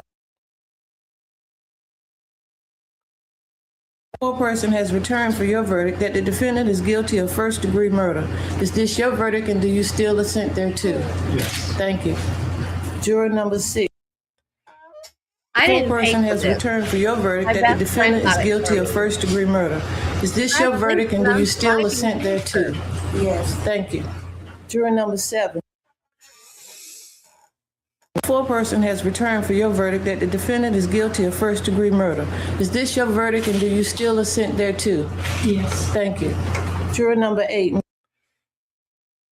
The foreperson has returned for your verdict that the defendant is guilty of first-degree murder. Is this your verdict, and do you still assent thereto? Yes. Thank you. Juror number 9, Ms. Foreperson has returned for your verdict that the defendant is guilty of first-degree murder. Is this your verdict, and do you still assent thereto? Yes. Thank you. Juror number 10. Your foreperson has returned for your verdict that the defendant is guilty of first-degree murder. Is this your verdict, and do you still assent thereto? Yes. Thank you. Juror number 11. I know, he's so calm. Your foreperson has returned for your verdict that the defendant is guilty of first-degree murder. Is this your verdict, and do you still assent thereto? Yes. Thank you. Juror number 12. Ms. Foreperson has returned for your verdict that the defendant is guilty of first-degree murder. Is this your verdict, and do you still assent thereto? Yes. Thank you. Mr. District Attorney, anything as to the polling process? Yes, sir. Mr. Rudolph? All right, Miss Court Reporter, court finds that each juror was polled. Each indicated what their verdict was and their assent thereto. The court finds a unanimous jury verdict, orders that it be recorded by the clerk. At this time, Mr. Deputy, you take the jury to your assigned place.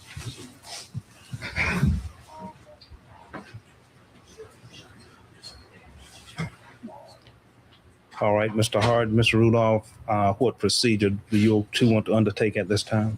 On the state praise judgment of the court. Mr. Rudolph?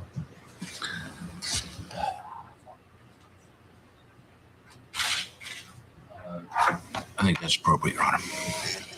All right, Mr. Harden, you wish to be heard at all? Yes. That's the sentence. Yes. Mr. Rudolph? Judge, I don't think that the court has any discretion with regard to sentencing. Obviously, we'll be filing a notice of appeal, but with regard to sentencing, we don't wish to be heard. All right, then, Mr. Peterson, if you'll stand where you are, sir, you certainly do not have to be heard since you do have counsel. Is there anything you want to say before the court imposes judgment? I'd like to say.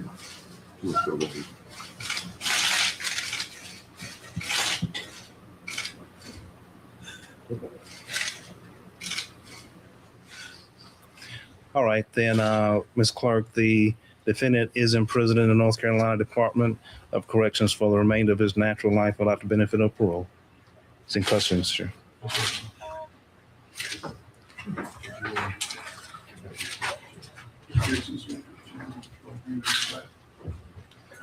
Mr. Rudolph, do you wish to appeal at this time, or Yes, are you going to think about it? We'll file a notice of appeal right now. All right.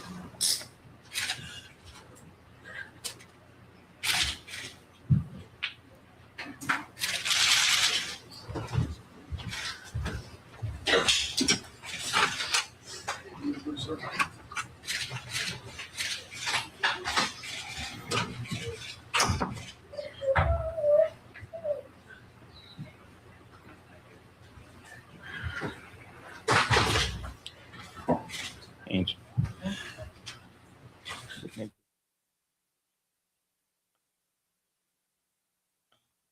Feel really sorry for the girls.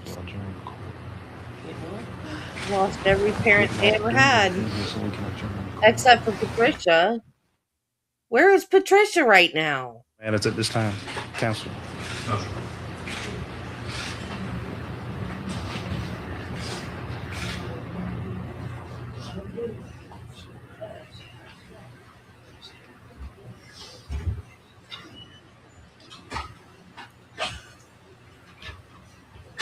All right, for those of you who may be interested, it is my intention to let the jury determine whether they want to speak to anybody in the press. Somebody will be back here in this courtroom eventually to let you know what their decision is. Otherwise, adjourn court. I'll stand. Yes. Patricia's there. I don't understand this woman. I'm sorry, but I don't understand this woman.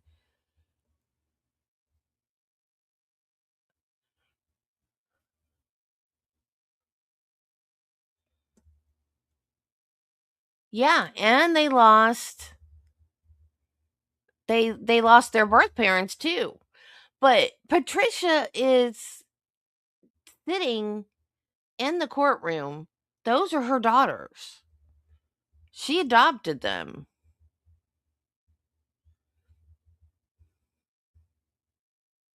And she's not over there comforting them? I don't understand this woman. What is this? Oh, opening statement. Okay, well, we're not going to do that again. Okay, I'm going to start a new stream for the Letitia Stout trial. So that's just, I've already got it ready to go. It's just going to take a second to switch over. I didn't do the redirect though. I got to get a regular webcam because I can't get it to where it gets no matter where I'm sitting. If I'm sitting up close, it cuts off my head. If I'm sitting back, all you can see is my big belly. Need a webcam that gets a good angle of me. Okay, so now we're gonna start the Letitia Stout trial, and I'm really excited about this one. This is like 3 years old, and I watched it when it was live. This is a crazy one, y'all. So I will see you over there. Please join me for Letitia Stout's first trial before the retrial, which we will cover. And I wanted to do this trial because I don't know if she's going to take a plea or if something's going to happen. You never know with retrials. So here we go. I will see you over there, guys.